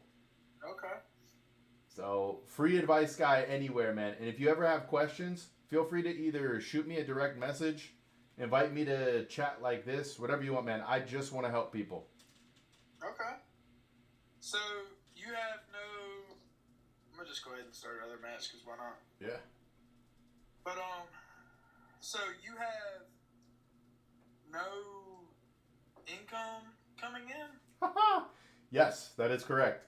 So what my hope is long term is that people will donate. So I have a Patreon. So people could sign up for my Patreon. If they believe in our mission, which is to empower millions of everyday people by making financial wisdom and guidance accessible to all, fostering widespread financial literacy. If people want to support the mission, they can join the Patreon, and it's like they're donating and helping the mission. That would be huge, or any donations. But otherwise, man, yeah, I just do this for free, man. For as long as I can, I do it for free. So that's got to be tough. I mean, is it going good? It depends on what you mean by going good. So social media, we're starting to see more natural growth. Like our YouTube views and our TikTok views more than doubled, which is great. Like, love that. But it hasn't led to Patreon subscribers yet. But to be honest, man, me and my wife sort of feel like the last 3-4 weeks are where we really started. Because if you look at our social media before, and even my streaming strategy, it was kind of weak, man. I just kind of like did stuff. Now I've streamed every day for the last like 55 days. I'm trying to bring awareness. I'm posting different types of clips, right? Like it's a totally different experience now than it was even 6 weeks ago. So, I mean, would you say you're financially stable with doing what you're doing? Yes. So we knew we wanted to do this. So we prepped for this. So without any income, I can do this for about 3 years. If we make no money with the money that we saved up, we can do this for 3 years. And this is like a life goal. I just want to help people. So we can do this for 3 years. And then if the mission picks up and people start donating or subscribing to the Patreon, then I hope to be able to do this forever. But I have to show the world value. You know what I mean? Right. I mean, it sounds like, you know, you're doing a good thing. I appreciate you, brother. Thank you. I'm trying. I think free kind of weirds people out. They think there's like some catch to it. So like I joke around and I say things like, I don't have a product to sell you. I'm not going to turn around and say, hey, I have like a $200 class that if you take it, you'll get rich. Like I don't have anything like that. I'll literally tell you how to get rich over time for free. Like how do you get rich? There's no trick. Constantly, dude. So the most important thing is time in the market. Just start investing. And I don't even know how to invest. Like I don't know. Is it on a website or you gotta go somewhere and do it? That's ideal website. So like I worked at Vanguard. I invest with Vanguard. So I'm just throwing out the I have a bias there. I don't care if that's where you go, but that's where I go. So find a place with no real low fees or no fees ideally, and then you begin investing. This is where a future conversation, brother, would help. Because the first thing you want to do is go start an account somewhere. Like, find out where you want to start. And then we talk about the goal, right? and how we want to invest. And then we can actually get into real investing, man. I can help you pick the investments so that you can feel good, the how and the why, so that you understand moving forward. You know what I mean? Yeah. But see, if I did invest though, I would want to do like short term. So like overnight day trading. Yep. I feel like that's where the money is. There's money for somebody there. You can get it in an instant. You can also lose it in an instant. Right. Day trading, it's true. The winners make a lot of money. The losers, they don't. And the fact is, most people lose. There are people who are paid a lot of money who still fail more than they win. Yeah. Yet we as human beings think, I'll do it. I'll be the one that guesses right. And it's impossible. So the best thing to do... I know they have like charts and stuff that you can read. No, man. By the time you can read the chart, it's already public knowledge. It's already baked into the price. Anybody who tries to tell you something wants to sell you something, brother. It's not to say that there isn't technical analysis and all that sort of stuff. That's real. But it's only going to get you marginal responses or differences. It's not going to get you the life-changing differences. Right. But hey, I appreciate it. Thank Yeah, you man. for the advice. Anytime, brother. I will DM you if I have any more questions. And inbox me. You can add me or whatever. Inbox me and send me y'all's website. I'd love to check it out. For sure, man. I'd love to. Sounds good, man. Later, brother. Sounds good. Right.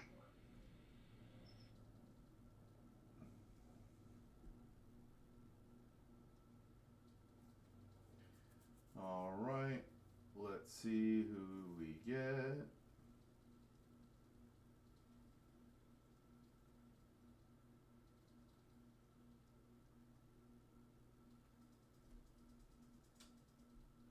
All right, let's connect.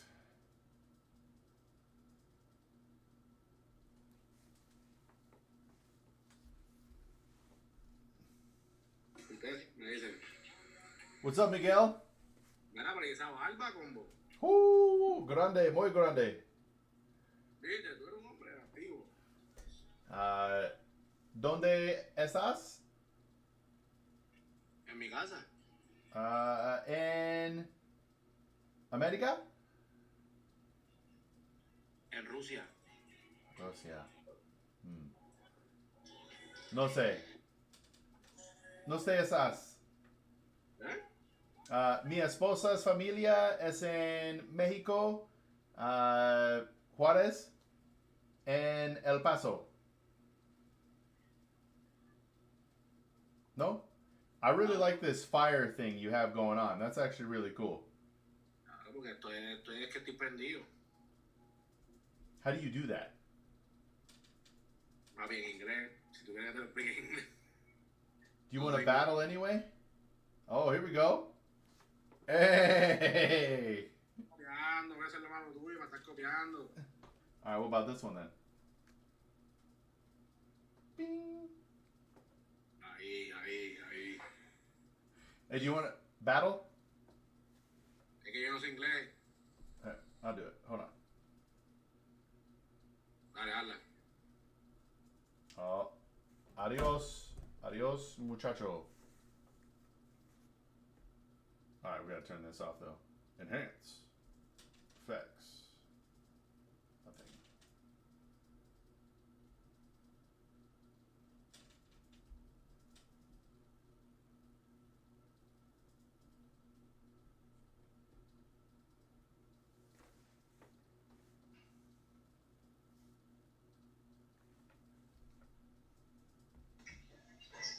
What's up, Mario? What's up, my friend? Where are you in the world? Excuse me? Where are you in the world? Nothing. Relax. All right. I see you got my man Jesus Christ in the background there. Okay. God bless you, brother. You want to battle? Yeah, it's fine. All right. ¿Hablas español? Sí. Mi poquito, mi esposa habla español. Latina. Her familia es en Juárez y El Paso. Está muy bien. Very good. So, me little bit English. Yeah. ¿Dónde está? Or ¿dónde estás? Me live Oklahoma. Oh, okay. You? ¿Cuántos años? 12. Okay. Arizona. Arizona. Yeah. Very good. What took you to Oklahoma?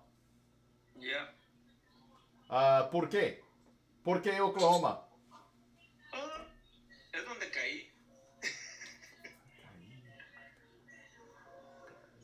So, the family of my wife is lived here. Okay. Indian? No, No? no. Latinos. But no Native American. No. Okay. Okay. Me. Everything my family is USA here. So my wife is Latino. Yeah. Yeah. Okay. Yeah, speak Spanish and English.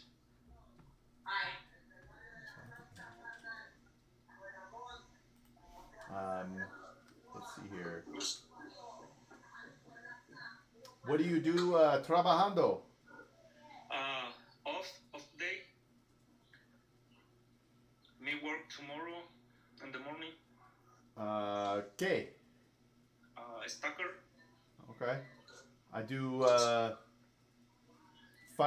financiaria or financiaria dinero. Balancería. Finance. Money. Finanzas. Yeah, financiaria. Financiera. I think so. Sí. Financiera. Sí. Okay. So I go over savings, investments, stocks, stuff like that. Very good. ¿Cuántos años en TikTok? Años? No. Days. Oh, días. Ya soy new. Man. 2 weeks. 2 semanas. Hermanas. Semanas. Sí, the weeks son semanas. Semanas. Son meses. Son meses. Okay. 2 semanas. Ajá. Yeah. It's fun. Me maybe 4 days. Okay. All right. Yeah. Fun? Are you having fun? Yeah. For me, it's a little bit. Me no more good connector for the face and the camera. It's nervous. Yeah. Yeah. A lot of people from Pakistan. Really? Yeah. A lot. Mhm. What else? Yeah, they say battle everybody. You veteran? Nah. No. Nah. That flag. Me grandfather. Tu abuelo. Abuelo. Yeah. Also me. Amigo. Primo. Ajá. Y mi. Oh man. Esposa padre.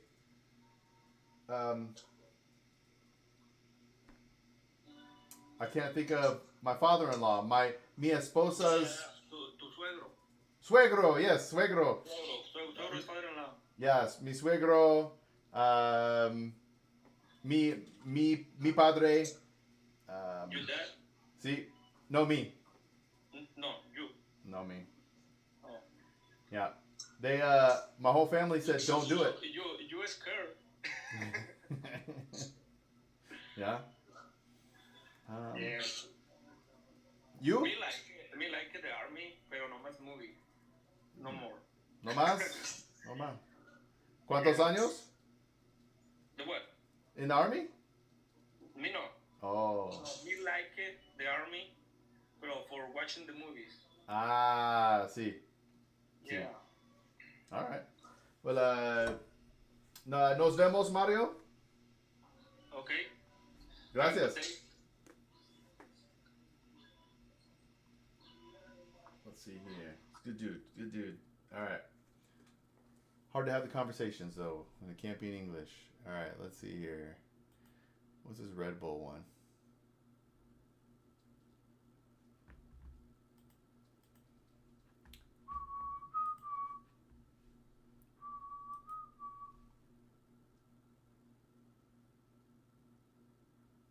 Oh, this is G2. That's interesting.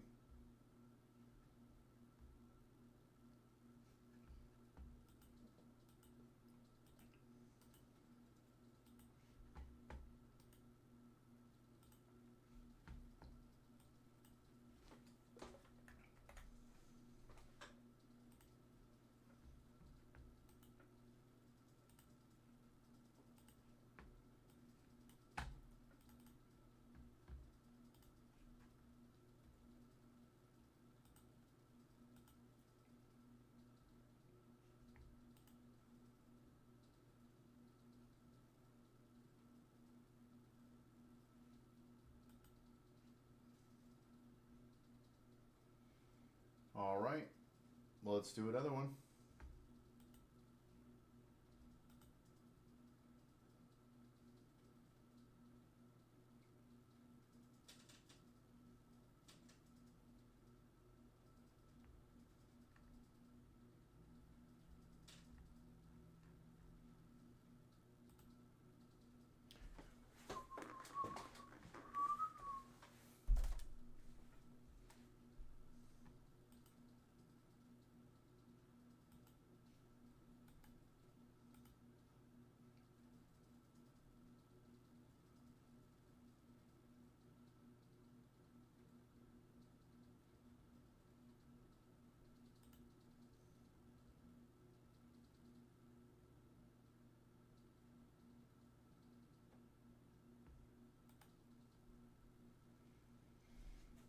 Ooh. All right, let's go.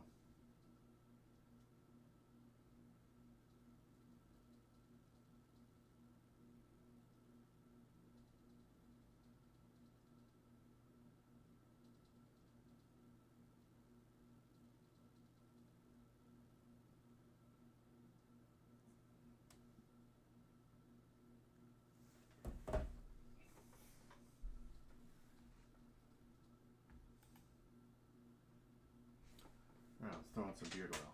See how that feels.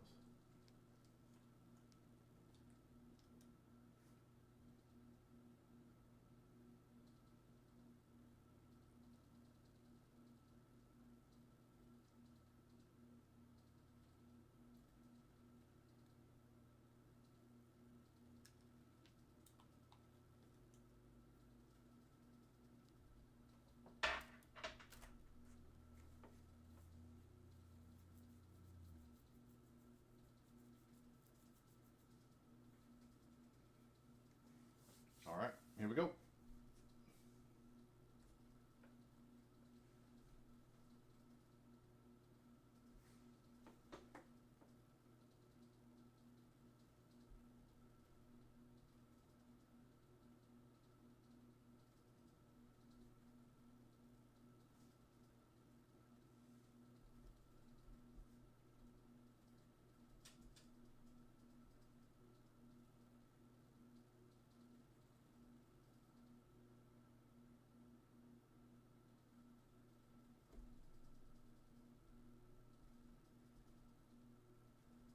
Hey, what's up, Sam?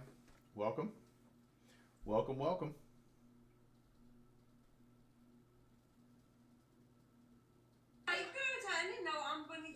Yo, what's up, Jay? Jay the Monk?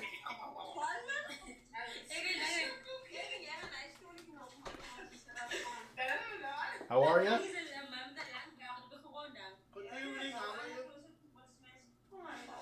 Ooh, all right, we doing enhance. Let's see. I'm good. Don't complain for me, are you?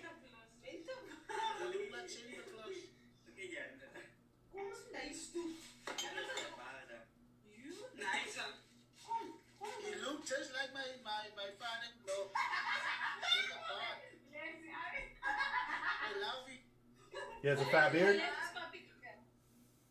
love it. Number one, I love it. It looks like my father. When I go to him, I give him a glass of Runaway. Then I save his body. All right.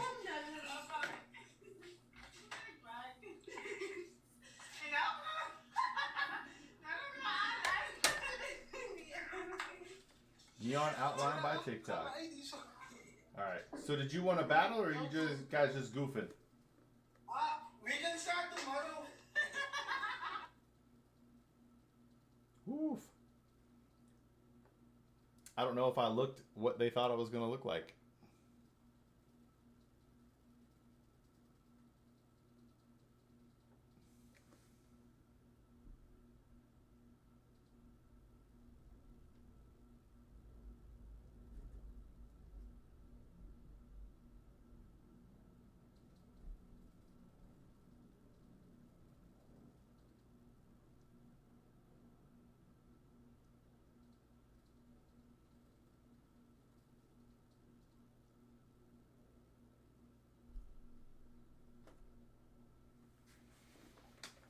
Here we go.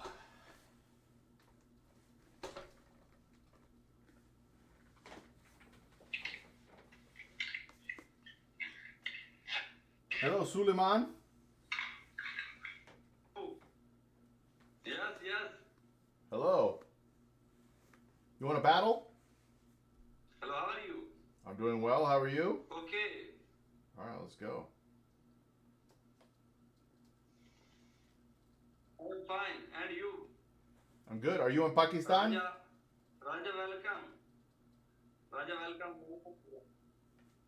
Yes, I am Pakistani man from you. Hello, I'm in America.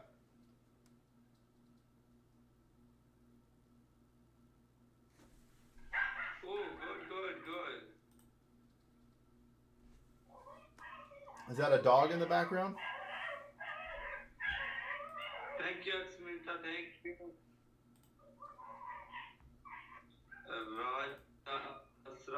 Raja Asrar, thank you. Please tap. Only tap. I hear a donkey.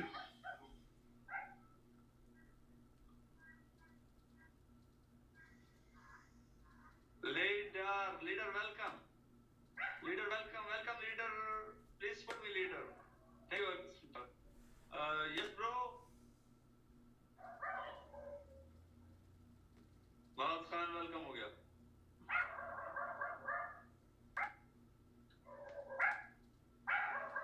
Free advice. Bro, your real name? Mahmoud Khan, thank you. Thank you, Mahmoud Khan.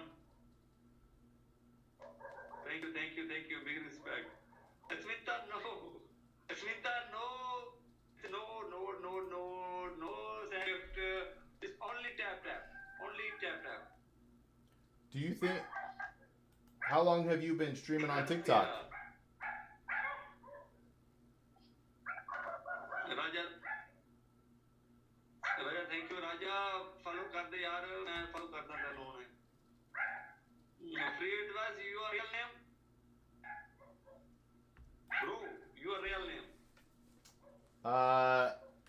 Free advice guy. Free.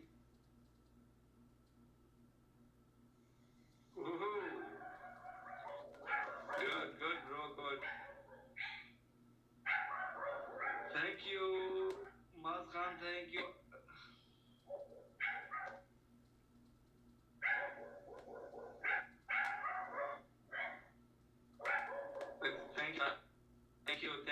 Thank you. Gracias. Muchas gracias.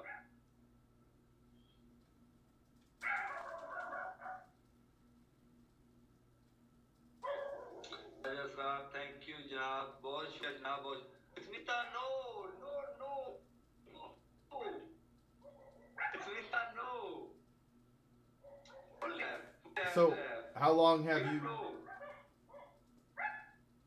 How many years have you been streaming? Or weeks or days? Thank you, gracias. Leah, welcome, Leah.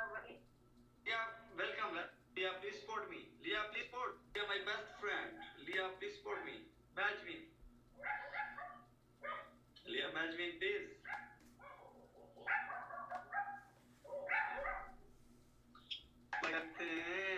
Can depend on the guy. Oh my God, can depend on my see.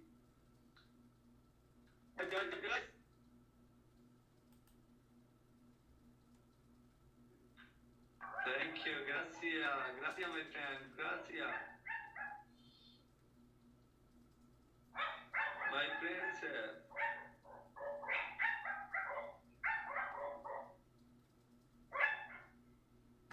My princess, thank you. Thank you, my princess. Raja Srar, बहुत शुक्रिया, बहुत शुक्रिया, बहुत शुक्रिया, बहुत शुक्रिया जनाब, बहुत शुक्रिया, big respect Raja. It looks like you're gonna win this one, sir.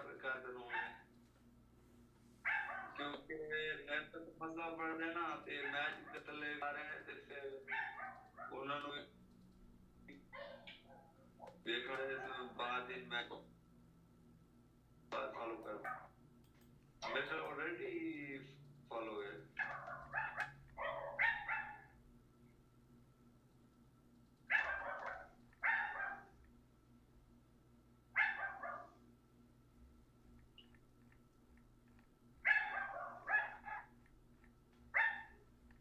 How many dogs you have?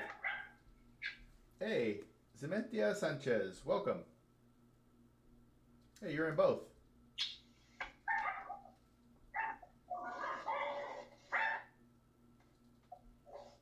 I don't know if I pronounced that right. Hey, it was good playing with you, sir.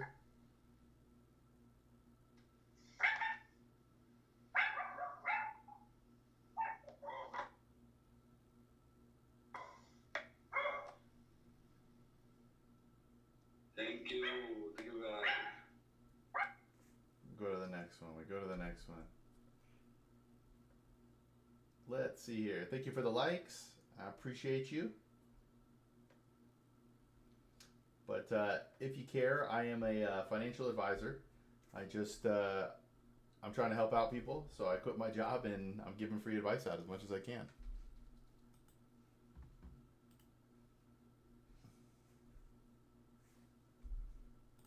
Let's see when America starts. Let's see when America starts.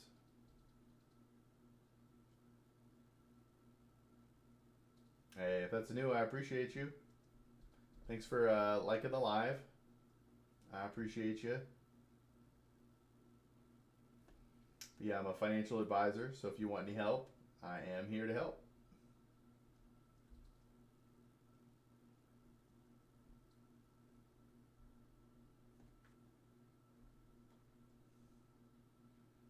All right, let's see here.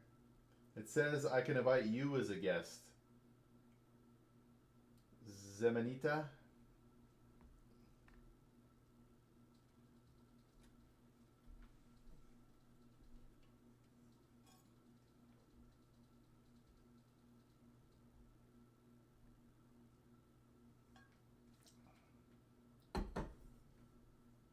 All right, I'm gonna do another one. Let's go.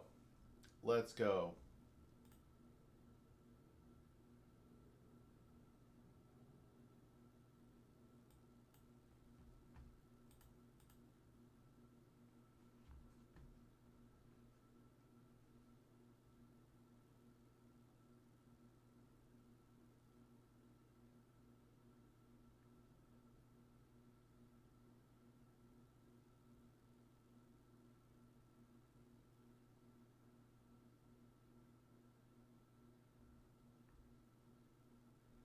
All right, let's see here.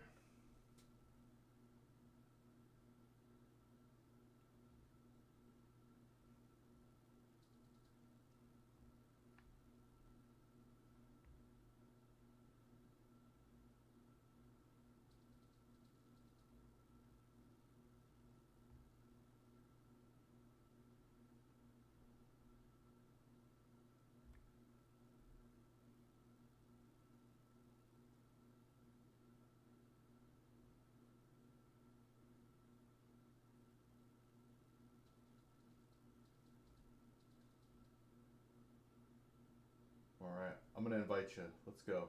Pew. It's probably not gonna work. Let's see. It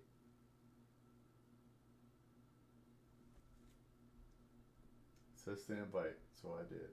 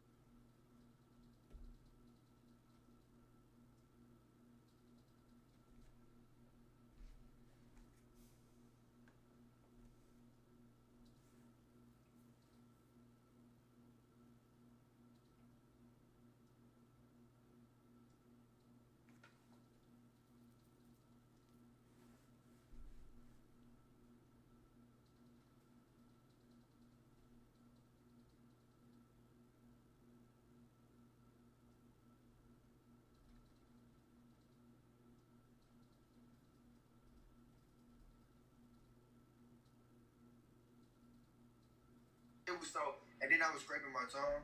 What's up, Chad? What's up, man? How are you, sir? I just want to say, how you know my name, Chad? It says it down the bottom right. No, that just made me feel so good. No, that just made me feel so good. You're like literally the first person to ever call me Chad. Really? All right. Well, hey, man, good to meet you. Very nice to meet you, too. All right. So are you like a in-shape influencer? Why do you say that? Your thumbnail or whatever it's called, your logo. Oh, my picture? Yeah, it looks like you're kind of ripped.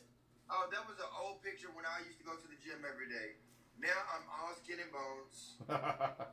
All right. I'm not skin and bones, but I used to be ripped as well. We're working to get back to ripped right now. Okay, period. I'm going to start. I was supposed to start the gym, what's today? Friday? I was supposed to start it Wednesday, but things happen. It's hard to get back, but once you start, that momentum keeps going.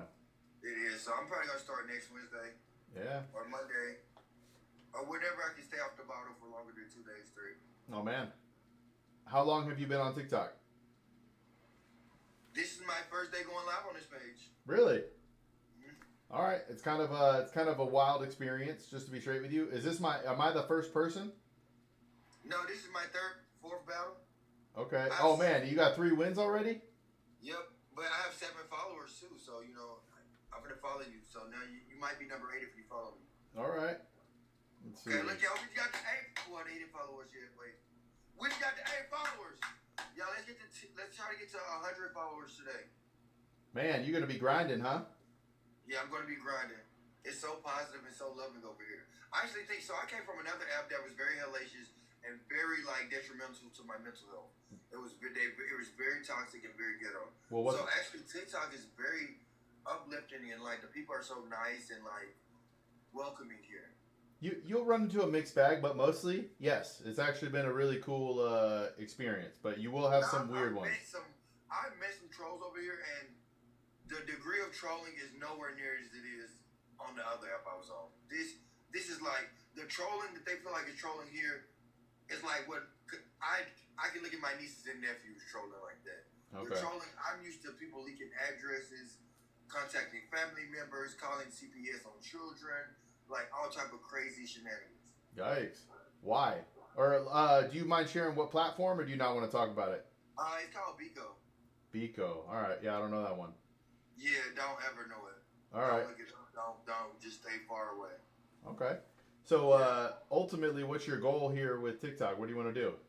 Honestly, on TikTok, I want to come over here, take over, rebrand, just give good energy with without the drama. Like I want to show that because a lot of shows like the Bad Boys, I don't know if you know about these Bad Boys, Baddie Girls, Hot Girls, like all these shows where they're fighting and doing all this stuff like that. I want to show that you can bring entertainment without doing all that. I like that. World needs that. So I'm looking for different ways to entertain without bringing drama. All right. I mean, I might be able to help you with that. I'm a free financial advisor. I have no products. I don't sell things to people. I just try to help people. Like I come on here and ask people, are there any financial questions you've always wanted answered, and try and help out. And build a community. But yeah, we're not. We're different. Okay, so for me, I have a financial question. Yeah. For me, what is a good way to save money? I know for me, I like, and probably a lot of people, even when we get like enormous amount of money, I always think of like going back to zero. How do you put it in your mind to where it's like, hey, 10,000 is my new zero? Yeah, I mean that's a really good question. That's like the second account is what a lot of people do, but you make it so you're automatically every month or the day before your next payment, whatever you have over that new zero, you go invest or you go and save it towards something. So it becomes like a habit where your new minimum is. But honestly, the real answer is discipline. That's the only way. You just can't spend it. All right, my new balance, my new zero is 10,000. I'm never going below this again. But anything above 10,000, I can invest extra, or I can go have fun with it. Whatever you want to do. I just know, like sometimes it's like I can go from places where like we get paid, we do really well, and then it's always just like I'm always thinking like going back to broke instead of it's like becoming a different tax bracket per se. Yep. So you got to put the money aside. If you're only getting paid occasionally, it's got to go into an account, and then you have to pay yourself, like whatever your minimum expenses are, and just live that over. And you got to be disciplined. Don't have the money come over. Only the minimum that you need, and then you go for that, man. Yeah, Rashawn, and the scary part about that is, I really do be thinking stuff like that because I have a friend who would save the money for me. But I be thinking, what if he passes away, like before, what if he passes away and he has my money? Yeah, don't do that. I think about that all the time. Like, how do you it's like the government, like, oh yeah, he did, he was holding that for you. Let me send it. Like, that'd be the only thing. It's like I have to have enough self-discipline because I do trust you, brother. I know you will hold the money for you, and Lord forbid anything happens to you. But it's like, what if something did? It's like, damn, how would I be able to, get it back? Yeah, don't do that, man. Don't give your money to anyone else. I don't care how much you love them, how much you trust them. Never, ever give your money to someone else unless you're signing contracts. Oh yeah, well we'll sign the contract. He has more money than me. I'm not worried about him taking my money. All right, you just never know, man. I can teach you how to manage your own money. That's really what I'm trying to do. Teach people how to manage their own. Okay, no, for sure. So well, I appreciate that, and I followed you. So whenever I have another page, in 7 days I'll be unbanned, and I'll follow you on that page. All right, what'd you do, man?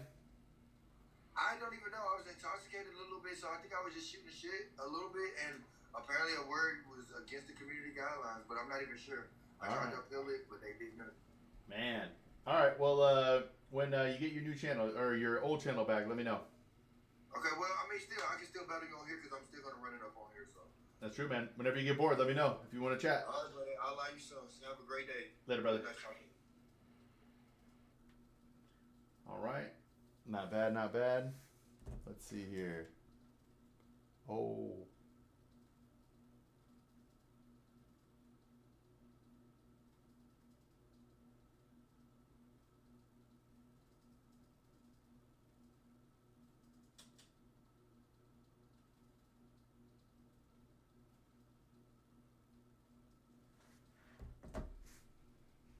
Viewer 768-231, welcome. Welcome.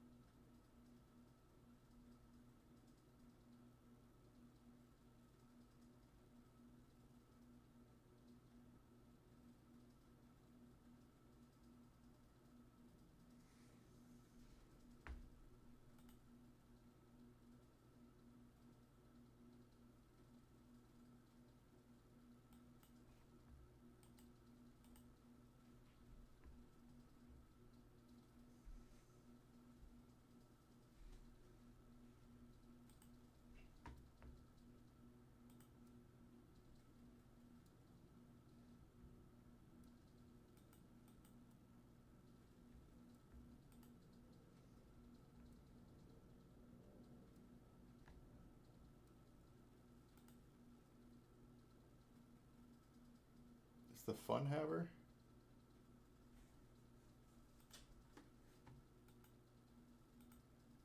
Is the Red Bull tournament not listed on here?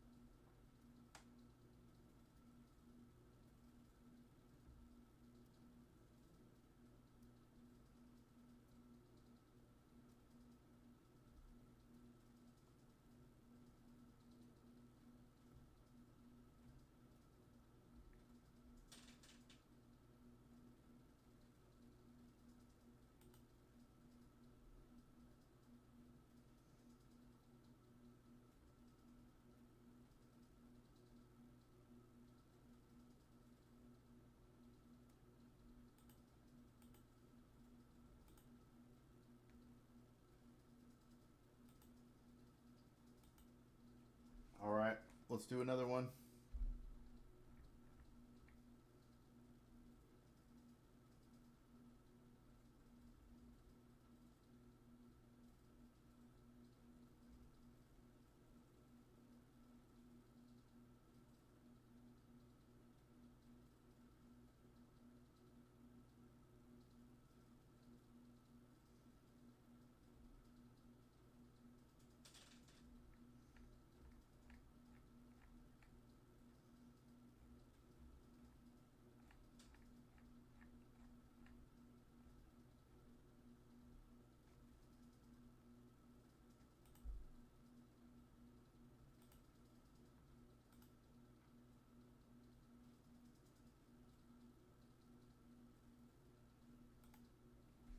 All right, let's go again.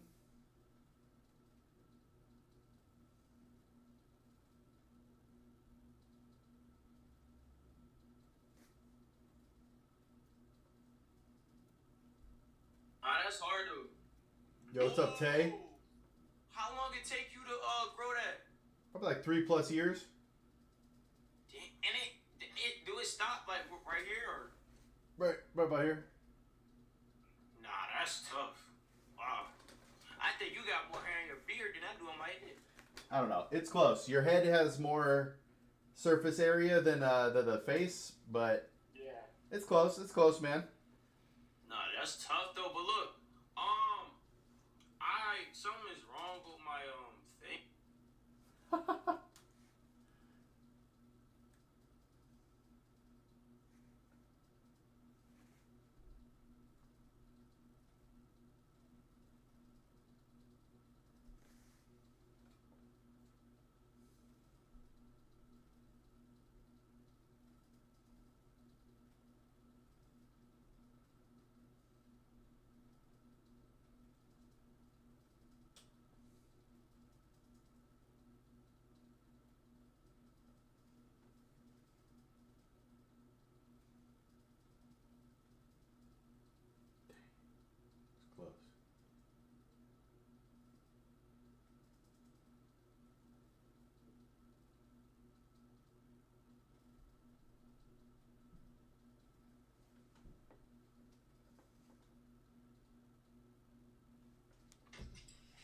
Yo, what's up, Kyle?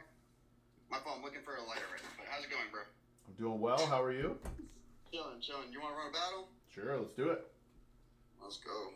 I can load it up here. And you're faster than me. Are you on the phone or a tablet or what? I'm on a phone. All right. iPhone. Phone's a little easier. I'm on a tablet, but how long you been streaming? Like 8 months. How about you? All right, like doing the battle thing? Yeah. All right, like 2 weeks. Hell yeah. How's it been going? It's been fun.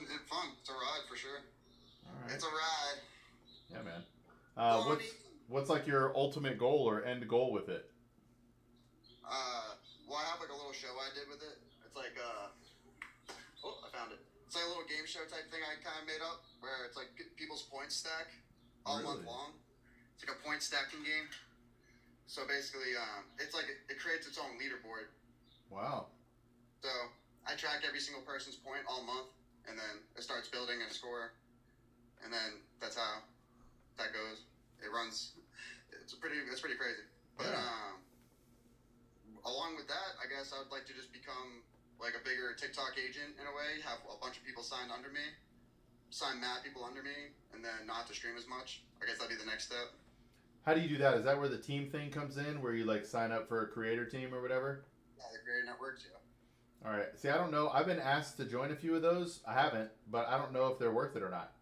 Yeah. So like I'm an agent, so like unless they're like, I would always say like make sure you can like talk to them, like how you're talking to me, like make sure it's someone's like real, someone you can actually have a conversation with. Yeah. And if you can't have that, then I guess I'd be nervous about that. But basically, all they do is they get paid from the TikTok side. Like TikTok pays the the half that they take. Yeah. They pay the creator network with that half. So wow. You don't lose anything. So what's like how do you know it's a good one to join or whatever? Basically, it's just that they show you love if you're doing good. You know what I mean? A lot of people have a misconception of an agency thinking that just because you're in an agency, everyone will come or they'll support you for no reason. Like you would have to be entertaining or in some fact. No one's gonna push you for no reason. Yeah. Well, maybe you can tell me if it's worthwhile for me, but like I'm a free financial advisor. No joke. A fiduciary financial advisor.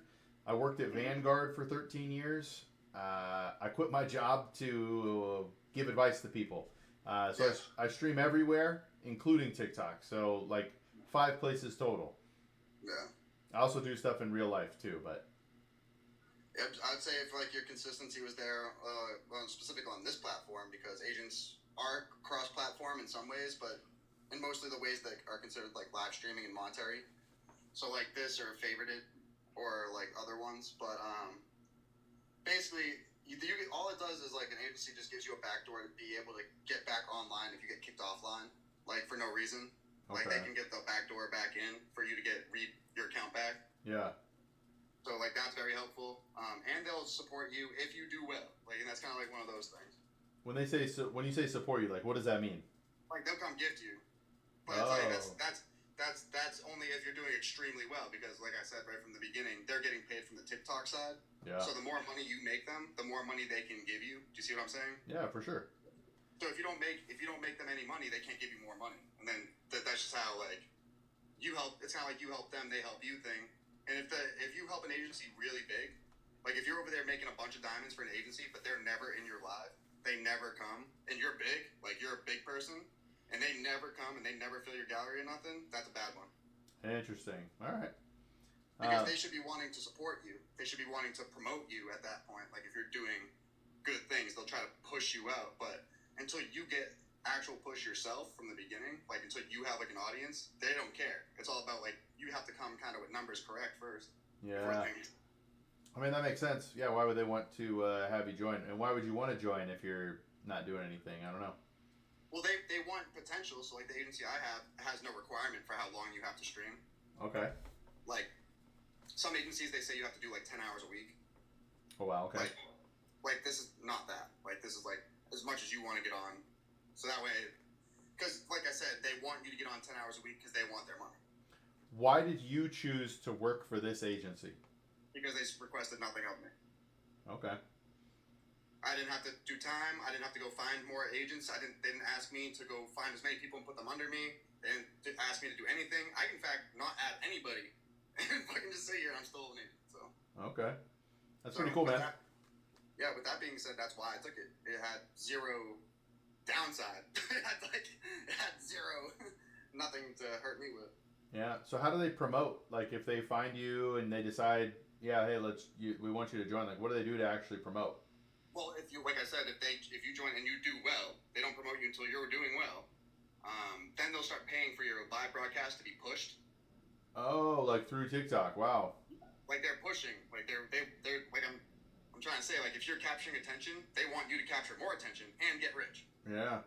Hey, I dig that.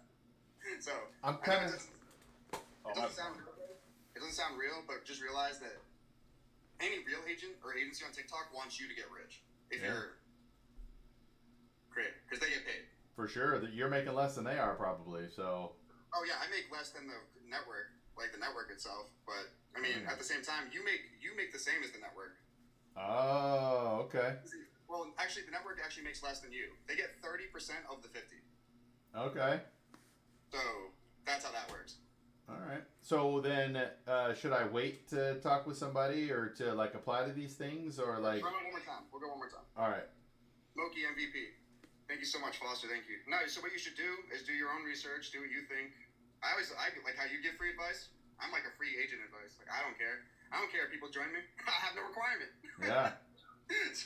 so basically, just find someone that's cool, someone you want to talk to, someone that can actually message you, or if they're on live all the time, like me, like people that are on live. So if you have an issue or if you have questions, you could just come to their live, literally. For sure. That's helpful. You don't want someone that you can't talk to. Yeah. And the two of the people that have reached out to me so far have been like AI. Yeah. One of them said they were AI and couldn't talk to me. I'm like, okay, I'm out. Low-key. Yeah, no, and that's why it's like there is computers out there because they are trying to get a capture rate. They want to capture as many new creators as possible. Yeah. Because the potential's there. It literally says that on my website when I sign people up. It's like, oh, this person's new. That's a good chance that they're gonna blow up. Yo, shit boy. Like that's how TikTok works. Like the people talk about the algorithm. Mm-hmm. Yeah. What, that they want new people to blow? Yeah, so basically, if you're wondering about traffic, Bella, welcome in. Thank you for coming into the stream. With the tabs, basically, you know how you have an FYP that you scroll through? Yeah. And you don't show up in their live yet. Bella with the rose smells so good. You know how you're not like in their live yet, but you can see it from the window? Yeah. You know how you can click on their live and then you go into their live stream? Yep. TikTok tracks that. So, if you don't have people clicking into your live, they'll put you down and put someone else up that's getting clicks. Oh, all right. Like, so, once again, entertainment factor only. No one cares about nothing. You just have to be capturing. All right. Man, it's kind of wild because there have been some nights, this has been an absolute trip. And today is actually one of my more slower days, like even just for conversations and stuff. And normally it's popping. So I must be doing something wrong today. No, it's just sometimes the people can be there, sometimes they can't be there. It's kind of like a show. So like consistency wise, like I like to tell people, if you're expecting a show every day at a time, you're gonna go to it. You love that show. You're gonna go to that show every day at that time, no matter what. Yeah. I don't care what time it is. You're gonna go there. But all of a sudden, let's say that show is not there at that time. Let's say the show is not there. Everyone's going to scroll. Everyone's going to click a different channel, and your channel is no longer relevant. Wow. So keep it going. Stay consistent. If you drop the ball, someone's going to pick that up and run. And they're going to be more consistent than you. Well, yeah, I've made a couple of mistakes already. I've had 2 clips pop off, and TikTok sent me a thing saying, get on right now. You have a lot of people on, and your video's getting hits. And I was doing stuff, so I didn't, and that's a mistake. Yeah. No, so like that's the thing. It's all about you got to prioritize it with all sorts of things. You don't have to do things right when it happens. Just make sure if you can get the time, do even a 30-minute stream. Try to capture something. Well, okay. Capture maybe a new fan. Let me ask you this. So I've been live for, I don't know, 2 hours, 2.5 hours, and I keep cycling through. Does TikTok like you starting, stopping? Does it like a long stream? What do you think? I mean, it all, once again, it's all about the click-throughs and the amount of time. And it's like, you want to make sure, you could reset after a certain amount of time. It used to be 90 minutes, everyone used to do. It's been a little bit different now that they changed the pay scaling to 30 minutes, whatever it is, 25 minutes. I would recommend resetting like every hour and a half. Really? Hour and a half's nice. It tells you to take a break. TikTok gives you the, I think it's time to take a break now. Yeah, it says don't forget to take a break. Yeah, so then reset there. Okay. Like if you have and what I like to advise people is I would never reset right there if you had a big audience at that moment. Yeah, but if it dies out. Yeah. Wait for it to like die down, and then when it dies down, then reset. Okay. All right, we'll give that a try. I'll try that today then. I'll take a quick little break here. But I also stream, like, Right now, I'm on Twitch, YouTube, X, Kick, on my computer, but I'm doing this on the tablet. So what you want to do is like post a video right before you go live next. When you reset, post a video before you go live using something very basic like FYP. Okay. As a hashtag. And then just be saying something stupid in the video that you're going to delete later, like, hey, I'm live right now, come join. And then put that on as just another net, and then go live. Yeah. I dig that, man. I'll try this. Anything to grow, man. Ultimately, I just want to help people. So like some days I've had incredible conversations on here, and there have been other days I get everybody's from Pakistan and I can't speak to them. Like, oh, so I guess here's something better. Try not to talk to the co-host. Try to talk to your chat. okay. There you go. Red as, thank you for joining. Your view is just wrong, I think. Your view. so yeah. So like you don't care. Like you're not trying to teach me nothing. Why the hell are you teaching me something? Like you should be teaching your chat, your fan base, everybody that's watching you, and they want to talk to you. Like they'll be in the thing talking to you. So my hope is, I agree with you wholeheartedly. Help me with this. So you know the boxes? You know how boxes work? Not really, no. Like guest boxes? You ever heard of that? Oh, I've seen it where there's like 6 on the side. Yeah. So like, you might find a lot of success there because you could sit there instead of doing these, you could have a panel, like a panel system, and people come up and you can talk to people. Every person just coming into your screen. How do you do that? You set up like you know how there's a host button down on the bottom left. Yeah. So when we get out of this battle, like when I'm out of here, like when I leave here right now, I'm gonna add you because you're cool. But thank you. When I get out of here, you're gonna see down next to the host box at the bottom. There's gonna be a guest option. There's like 2 little people at the bottom. There's like a little. It's gonna be a little red and blue person. You're not gonna see it right now. Right now, there's a boxing glove down there with an X on it. Okay. Yeah. Oh, you see it now? Now I see it. Next to it. It says guess. Yes. Well, that doesn't work when I'm here. Okay. So you're gonna want to activate that and play around with that when I'm not here. You can open up boxes and people can request up, and you can bring people up, and then you can be a host of a live. No way. Okay, I'll do that when we're off, dude. You might have just changed my life, Kyle. Yeah, no, you're good. I appreciate you, brother. Thank you, man. Enjoy, bro. Enjoy. I hope you keep on your success, and thank you so much for all your free advice. I appreciate it, man. Thank you. Bye. Bye-bye. That's cool. All right, so let's see here. Guess. Host.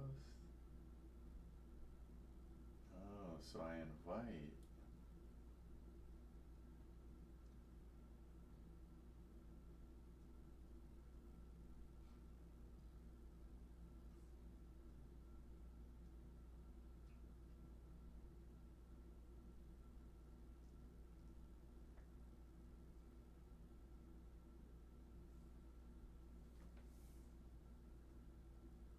Sunshine and Wave. Hello. Welcome.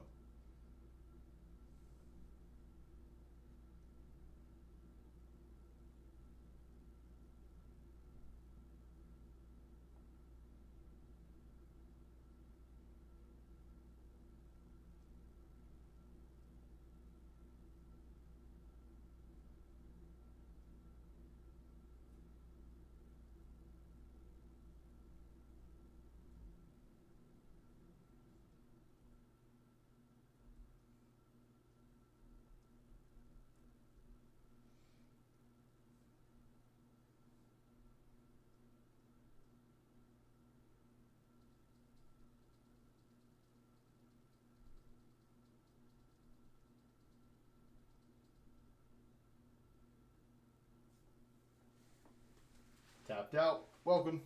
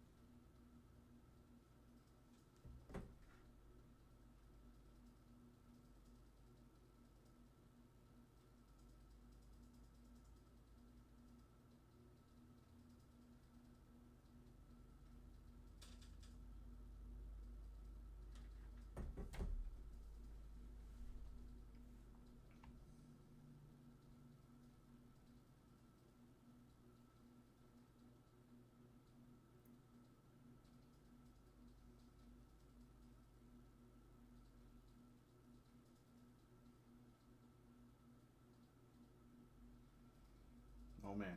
G2.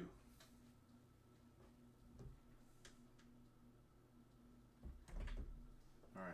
Nothing going on here. I think we're going to end this now.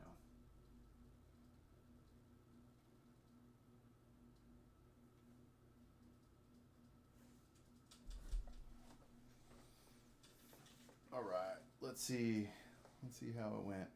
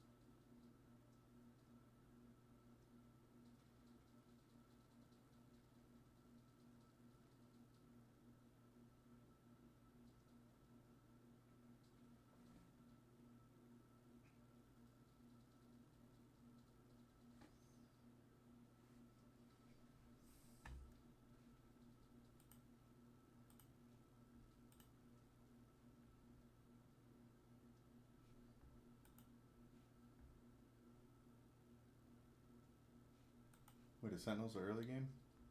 Nice.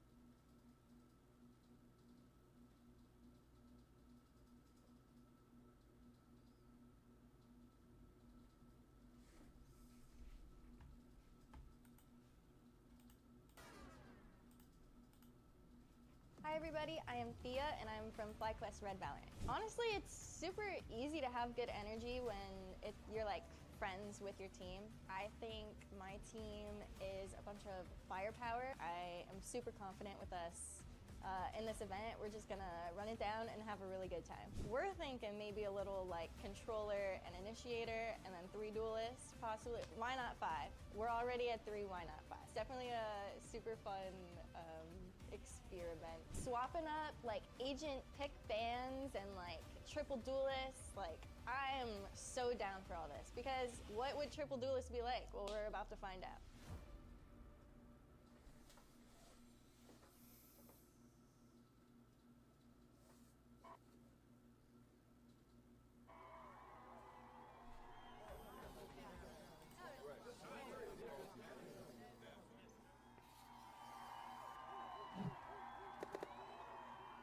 Red Bull gives you wings.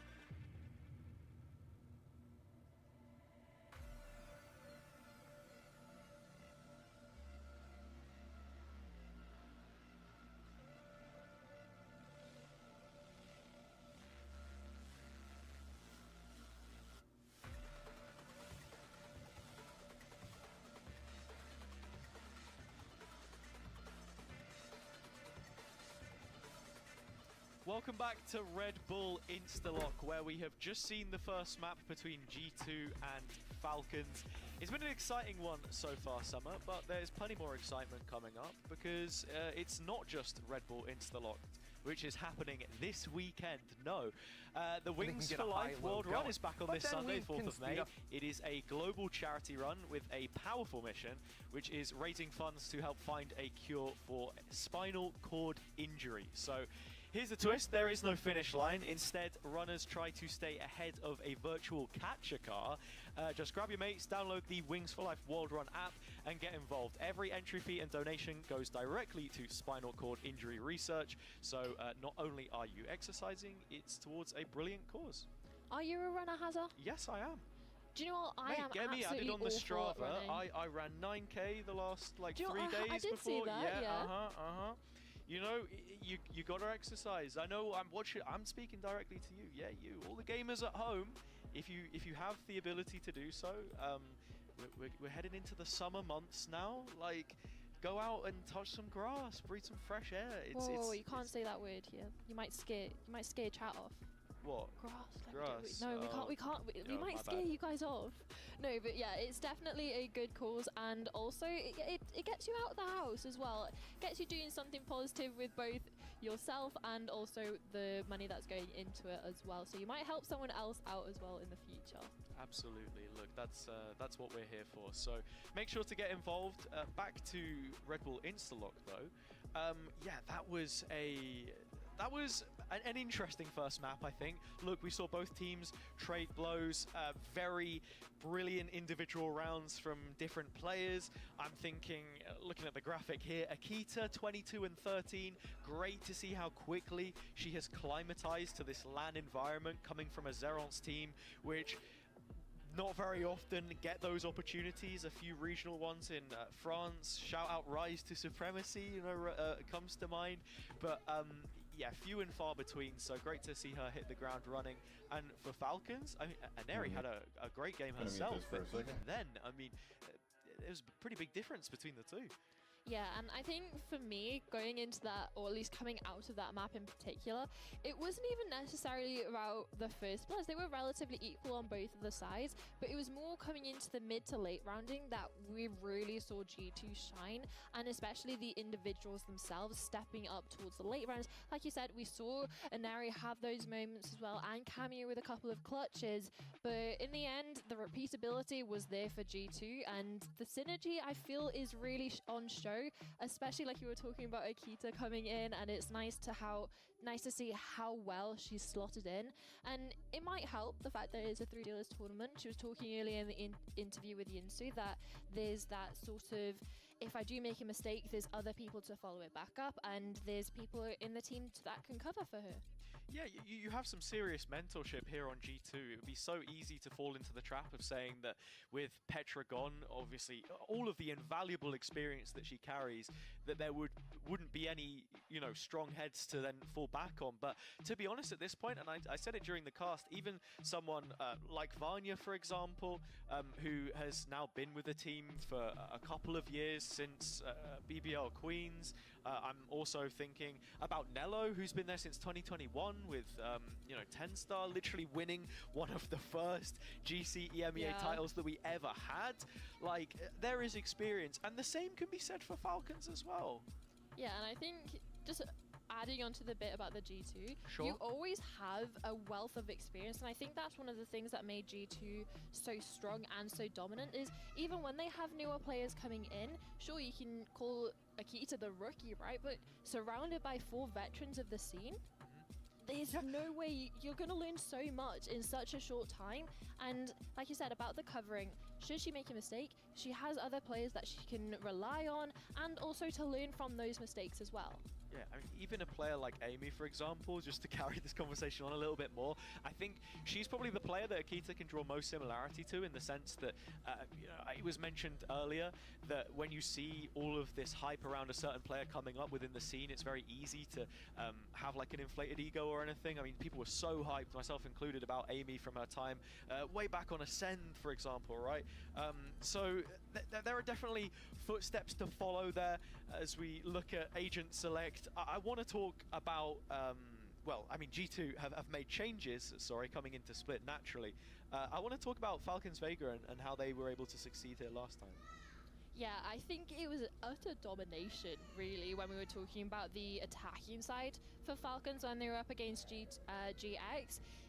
GX got the pistol, they converted, and that was about it for their defensive half, right? Falcons absolutely tore a hole through their defense and dominated. Sure, it got a little bit more contested going into the second, but the margin that they were able to build so early on that attacking half was super impressive that we didn't necessarily get to see any of their defense, really. So I'm excited to see that Falcons are starting on that defense so we can actually see what they've cooked up with this comp on Split and how they can make this triple duelist work. As you mentioned, a off in their favor on the attack, but only 6 Americas is one of the steps that you need in order to showcase how great truly you are and all the work that both yourself and team have put in. You're a force to be reckoned with, basically.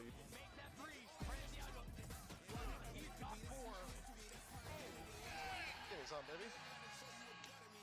I won 2 times already, but I wanna win with this team. There's something special about winning with them. They are all new players. We're going to Canada, baby! We're going to Canada! There's definitely not a lot of room for error if you want to be the best team in Americas. Teams like Sen, we definitely show the best versions of ourselves in the highest pressure moments.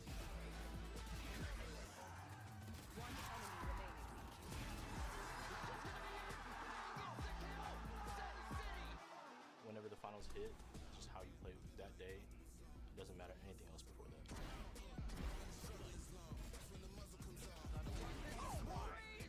I know what we're capable of as a team. Each match that we get, we gain like more and more confidence to play like how we normally play. What is that? No way! I just ran in, no scoped his ass. When people think about VCT Americas, some people they think about me. And it just makes me want to be better at the game, not being stuck at the same place. Finals are the games where everyone's watching, so if you make a cool play or do something huge for your team, everyone's going to remember it. Definitely a huge opportunity to be remembered for being great. I want to be remembered as like someone who did some great things. I think it would be nice to reprove myself again. Of course it's Yang! There has to be a superstar. There has to be an X factor in the team, willing to make those big plays or make sure the team is on point, or the X factor that's willing to just call what needs to be said. That'll show you why people win champions. Just by having my presence there in the team during the game, I know that my teammates they are more confident, because if something is going wrong, they can have in the back of their heads, it's okay, he's there. I have Aspas on my team.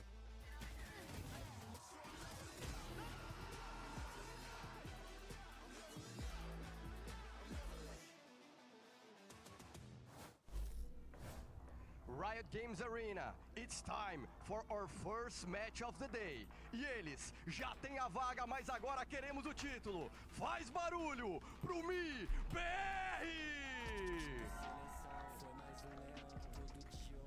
And MIBR has something that no one else has. They got an Aspas. You heard that video, them talking about what that guy brings to the table. But really, Mimi, the sum of all of their parts here makes this a scary squad. This was America's last worst team in 2024. They signed Valorant's best player. They've had a meteoric turnaround. Top 3 in kickoff, and now a chance for the best finish for the organization, their first grand finals in the partnership era. And they're also doing it signing 3 players that hadn't played on the VCT stage before either. It's really a combination of the old, tried and true, and the new that's clicked perfectly. Yeah, that's right. MIBR truly have found something special. And now, let's bring out their opponents for this matchup. Make some noise for Sentinels! All right, and the Sentinels, obviously the fan favorite coming into this one, Amy, but, you know, I think it's safe to say, like, no matter how it shakes out, this is going to be a tough battle, and Sentinels know that coming into this. Yeah, it's definitely going to be a tough battle. They need Zekken in prime form to deal with Aspas, I think. Everyone pumping up. Pumping up is the biggest thing for them. Yeah. And you know, Sentinels, they've got one guy that no one else in the world has. Aspas? No, it's Qbert, the 6th man, showing up in a big way. You know, we got the preview of the 1v1 matchup, Sakura, MIBR's cute little puppy, but Qbert, this guy is red in the face. He's angry. He wants to win, Mimi. I'm not. The dog eats the cube. I will not lie. The dog does eat the cube. At the very least, it turns into a true toy. But that being said, though, very much looking forward to this one, Mimi. Amy, you were talking about this asking Sen to ban Icebox. They've done that, and now they get both Split and Haven in the pool. Ooh. Those last 2 maps to me feel like gimmies for Sentinels. I think this is perfect for Sentinels. Lotus might be a toss-up, but they need to play Vice, I think. They need to go back to the Vice. They go back to the Vice, and they can deal with the Neon. And then it'll be a 2-0. If not, 2-1 Sentinels. What have you thought about MIBR's Neon comp on this map? They've changed to it. Won twice since pulling that off. Is it going to be tough for Sen to play into? It will be if they don't play the Vice, I think. If they go no Sentinel, I think they're going to have trouble. Yeah, because Sen had previously been playing the double smokes with a Viper in the mix, and you're asking for the Viper to turn into a Vice? Yes. Yeah. Yeah, and obviously really looking to shut down that explosive potential that you could potentially be seeing on the opposite side of the field there. We'll see, of course, what we end up getting as far as agents go. I am curious if anyone's going to try and throw out something different to try and throw someone off the scent. I think the first map would be the chance to do that. Reminder of the stakes here. You win this map, you're the first team into the grand finals. You get to play with a double ban advantage and have a hell of a chance to win the Americas title heading into a Masters here in North America. One step closer to winning a trophy, a big thing for all these players here. Now, Agents are going to be coming up in a moment. We'll see what we end up getting out of this one. You know, I am really curious, Ender. Like, there's so many directions we could end up seeing. Yeah, and we've got some time as the agents slowly roll out. Honestly, Sentinels, we haven't seen them play this map in almost a month. Last time they played it was up against Loud. That was a map they lost 13-11, where, again, we were talking about the Viper coming in for them. Zelsis was on that, so he's the guy to wait and see what he eventually goes for. But Osboss is just going to be max chilling until we get there. Yeah, he's got a long time to wait that one out there. Oh, man. Obviously, there were some changes to Teo. Not in this patch, without a doubt, but curious to see how that plays out in the future. Yeah, along the horizon. We'll see how that one plays out. But for now, back behind the barn. You might find Teo. You might find Teo and Old Yeller right behind the barn after today, or after rather this event. But of course, we'll see what continues to get locked down here. But yeah, I mean, you know, and I think what would be the thing, I mean, for you if you see it, you're like, I don't know, Sentinels, this might not be the play. I know you mentioned not having device. Anything else? Well, it's mainly that I don't want to see the Viper because I think Neon really tears apart the no Sentinel. So yeah. I'm really hoping they change. Do you think Sen's going to lock into the Neon on Zekken again? Because MIBR is also playing a no Senti comp. He might go Yoru. Ooh. Good either way then if they take it to the device, or if it is a no Senti comp still from IBR, which it is looking like early days. I would rather see the Neon on Zekken, but there's a world he goes Yoru. I mean, I think if you're looking for like opening round fights, the Neon is clearing the Yoru in terms of that, in terms of actually like execing onto a side on the attacking side. But if you want to play that slow style game, the Yoru is super effective. Just depends on what they want to shoot for, right? Like, do they want to meet that speed for speed, or do they want to play a little bit more of a control game, right? That's what it sounds like to me. Like, the differences that they have as far as the options goes. Well, I think we've got the big pick we're waiting for coming up next. Moment of truth, what Zelsis is going to be rocking here. So far it's been boring. Everyone's playing the agents that we're expecting them to, but this next one will not be the thing you want to see. Ooh, okay, so share your thoughts. Share your thoughts in me. You see the Viper. I think Aspas will just get to run it down whenever he wants. I think Sentinels will have to lean on their retakes a lot, because if they want a site, they're going to take it. And I know on the defense side, Zelsis will play towards A lot on his own, which I don't really like. So if they continue to do that, I do think I might be favored here. Yeah, how are we feeling, guys? Do you think same thing here as far as not seeing that Viper goes, or seeing that Viper rather pop up here? Yeah, Emmy sold me on this. Yeah, it is interesting because it is a straight up mirror match here between the two double controller, no Senti, Neon compositions on both of our teams, which means I think a lot of this game is going to come down to, it's not a mirror. He is pivoting to that Yoru. Okay. Good call. But similar idea where it's going to come down to a lot of like C retake ideas in these late rounds that are going to have to be really drilled, especially for Sen. I mean, this is just the G2 ripoff comp going for the Yoru, right? Which slows down your tempo a lot in sort of like the early round ideas, but it gives you a stronger upper if you want to take the forward lines. Where are the pitfalls? Limonada. I mean, the pitfalls come when you're trying to actually win opening fights, because I think the Neon stun and like the mobility of the slide is like just very powerful.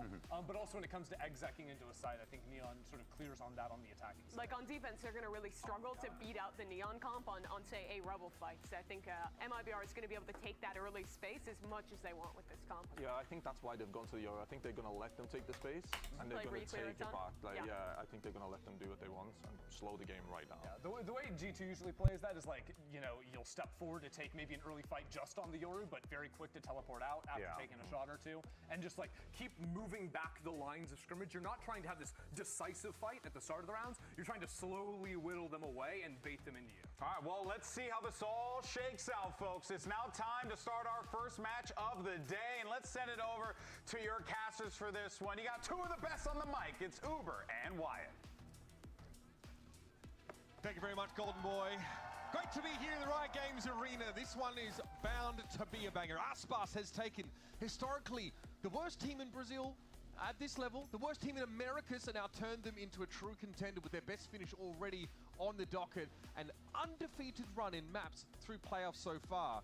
And they're going up against the team that just handed G2 their first loss of the season. The team that looked unbeatable, they were able to stop. The only team that could stop them. Time for your Samsung match start, folks. Load up fast with Samsung SSDs. It'll be Sentinels starting on this attack side. Both teams without Sentinels in their compositions, and this is the third different Sen comp in 3 outings on Lotus that we've seen. And so far, the 2 prior outings in Stage 2 have been back-to-back losses. So perhaps this switch over to the Yoru, which Zekken has been playing constantly in 2025, could be the recipe for improvement to try and steal away MIBR's map pick.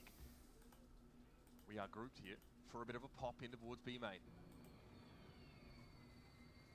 Some toggling of the door is actually pulling the B defenders away somewhat. And there's a gate crash there ready for an overload onto the middle of the map, but that expires. Zekken has other ideas.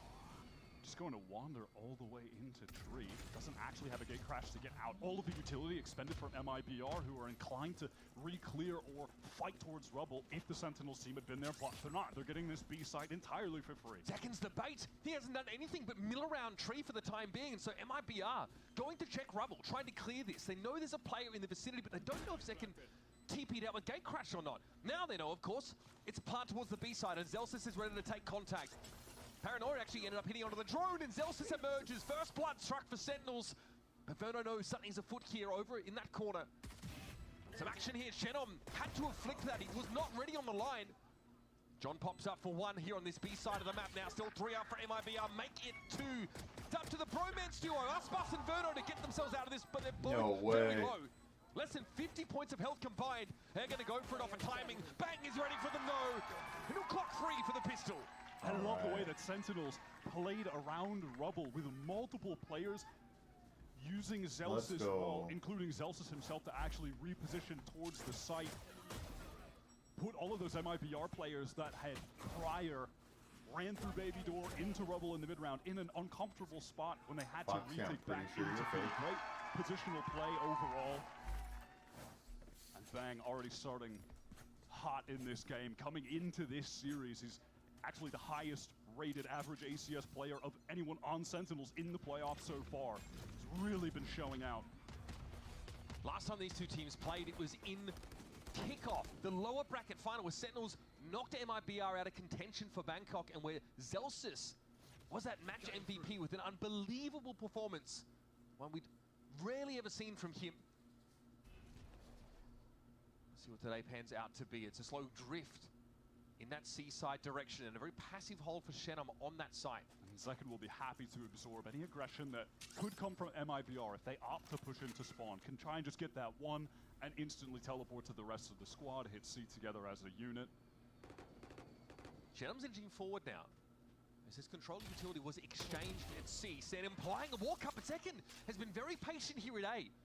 Lurking, trying to draw everything he can out of this part of the map. He's got Tessia! Okay, a bit of a wayward spray. He almost got away with the 2. In fact, it's Zelsis. Hold on, what? That confused me as well. Zelsis just... Actually, I mean, he took the bullet for him out of nowhere. Proper get down Mr. President vibes over there. Yeah, what gun did he have? Yeah, Bulldog. Bulldog. So confused, like, wait, what the hell? How is that alive, man? He doesn't get out with the Bulldog. He doesn't get out with the Bulldog. He ends up walking away with the Stinger and doesn't exchange, so Verno's been able to snap that up. And outside of that, there's really not much to be done here for MIBR. It's Aspas and Verno once again, the last two alive, and Aspas has a little bit of history with Sen on this very map. I mean, yeah, last year was when Aspas dropped a kill record of 47 for 19 deaths on Sen playing Lotus. One of the craziest individual maps of all time. Verno had an opportunity to maybe get some damage done with that recovered Bulldog, but Zekken on the angle, easy spray down. Collects a third, getting close to the dimensional drift. That is always a pivotal aspect of the game to keep your eye on when a team has Yoru. We have seen throughout all of 2025 how valuable that ultimate is. Zardazine playing pretty close. Yeah, somehow it's... Yeah, I guess, yeah, Zelsis swung out for a trade and ends up being the one to get eaten up there. That's also why Zekken is just so enthusiastic to continue taking fights. Get a couple kills, get that ult as early as he possibly can. Normally it's just a Viper lurking that A side, but the fact that Yoru can join up and actually add an extra player worth of threat to that otherwise weak side of the map has been confusing MIBR a bit. Into the rifle. And multiple players from MIBR ready to fight towards A if necessary. It's just going to be Bang teleporting across. Cortezia fully blinded. Intuition. 5-0. Spray. Bangs off to an absolute roaring start here, and there's no more resistance left at A for MIBR. They get rifles in their hands and instantly have 2 of them stripped. This round is as good as done. Those are upgraded rifles recovered as well by Sentinels. Spike planted. What a bonus. It's just done. Time to save for MIBR. Bonus round won immediately just by Bang all alone. Has been such a star for Sentinels. And it looks like MIBR had an idea with the sort of guided salvo they sent over towards that A side that Bang wouldn't be as far forward as he was. That's another rifle down. Oh, Verno, yeah, he's just caught in an awkward transitional moment where he's hoping, you know, seconds prior to that fight with Zekin, oh, maybe someone will overextend and I can find a kill. But is punished for it when he's trying to exit. 2 rifles to be saved from MIBR, that's it. And another upgrade for one of the players with a Bulldog is just sitting there on the ground. What a dream bonus round here for Sentinels. 3-0 here on this attack side. Another gun drop shed of, oh no! They have fully upgraded to 5 Vandals, not 1 player long. Look at the money, man. But it also starts with this from Bang. I mean, standard teleport across in the salvo, but that flash from John fully connects onto Cortesia. He couldn't see a damn thing, and then just pure intuition spam collects onto Osboss, sure. And this MIBR team have loved fighting at rubble at the start of rounds. Attack side, defense side, doesn't matter. They've done it to every team they've gone up against in the past. Crew, especially in that recent close matchup. Man, they had better do it a little better than that, though. Going forward, just some sheriffs here. Aspas with that hero rifle in hand. Only half armor. All of MIBR were stacked up towards A, but they didn't actually use their utility early. They were waiting for a sound cue to let all of that rip. So now they just have the stealth drone pushing through as we watch Sen on the opposite side of the map with all of this C control. But the info that MIBR are getting should allow them to make a rotation towards the C site, try and help Shen if he intends on anchoring. Cortesia just smoked cross map to try and slow Sentinels down, but now they're going to start to make this push towards C, and MIBR are not convinced that Sen are going to end on this site. But we can see it. We know better. They are pretty darn deep. Aspas probably saw the clone crosshair, but knew that it was a fake. He's the one man with a hero rifle for MIBR. Zekin finds the first onto Verno, and with all of these smokes obscuring his view, Aspas just cannot even find a moment to have impact on the round. There's a rifle. Dropped, needs to be recovered. Looks like Shannon was able to get in amidst the cover of the poison orb, at least get that rifle in hand. He's going to have to make good use of it, though, because Zekin is tearing them limb from limb. He has to hear this, surely. Cortesia trying to get his way up the slope. Shannon does finally employ that rifle. Cortesia has just picked one up as well, so decent enough weapon. Woo! Zekin, baby. So unreal. Giant by power ace for Zekin. Giving away a PC for the first ace of the week. Head over to that I by Power on socials with hashtag #UnlockYourAce. Man, MIBR, not the way they want to start on this map. One that Sen have not won yet this stage. Oh my god, it's a bit early for that, don't you think? And that is going to force MIBR into the timeout. I would say, listen, I'm no mathematics expert, but when you get 5 kills, you're probably going to have the dimensional drift ready on round 5. So that's another thing that MIBR will have to worry about as they get into their second opportunity for a buy round. It feels like it's strange to even say second opportunity for the buy round. They had a buy round, theoretically. They just simply didn't play Valorant with it. They lost 2 people 5 seconds into the round. It was a beautiful util for John over at Rubble that Bang was able to capitalize on to find 2 kills. MIBR have not had an opportunity to be sentient in the server yet. They need to come online. And again, I mean, Sen have sent to MIBR packing in some pretty important games in the past, and they've always had a tendency this year at least to peak at the right time. In 2 seconds, can we, when we get out of the timeout overlay here, we're watching the players, just look at the Sen economy right now, man, when we get into this. It's outrageous. This is round 5. They're like all on cap, man. Meanwhile, Aspas is on a glass cannon off. That's how dire it's gotten, but that's the play call here from Fraud. They have put MIBR in a horrific position, and we've just started this game. Sen are never going to be seeing an eco round, man. MIBR are going to have a major uphill battle. Gate crash set up so Zekin can rejoin the rest of the team over towards the mound side of the map. Here comes the util, and he almost Cinematizine! Chopped Bro, I missed it. I missed it. And now, Zekin could just watch the flank here. That is some John Cutie cinema if I've ever seen it. That is the perfect fault line setup from Zekin. And this is exactly, it feels how the other round for MIBR started. We're 5 seconds in, they've lost 2 players. All right, time to save. And Sen, they've got enough money to go hunt. So MIBR need to be very careful. That glass cannon op is absolutely pointless in this retake. So yeah, 3-gun save, no surprise. Narrate is going hunting. Aspas and Verno are just ahead. Enough of him, but Cortesi is able to dig Zelsa's out here over on this B side. Keeping a lid on this burgeoning economy of the Sentinels, but what MIBR really need now is to get on the board properly. Oh, that's the op dropped. I don't know if Verno's in position to actually recover this. He's not, he can't get it. That was a massive investment. Ripped away. What a peek from Narrate, the little jiggle into the crouch. That's so sick. Insta-tab. Second is at 11 and 1 at the moment. They are being suffocated. Look at this fault line. Oh my god. Both affected by it? These guys aren't playing Valorant. They're not getting the chance to play the game. I mean, this is a mental start from Sen. A blowout hit towards the seaside. Now Sentinels have eyes for the other extremity on the map. An early fight here towards Rubble might be the order of the day. And a gate crash out from Zekin. It gets a little hot in there. And that's why you send the Yoru forward there. You can get all of that information by absorbing the utility and immediately figures you're out of there. And the team is regrouped, intending on going into C, where it's only Shannon to contest.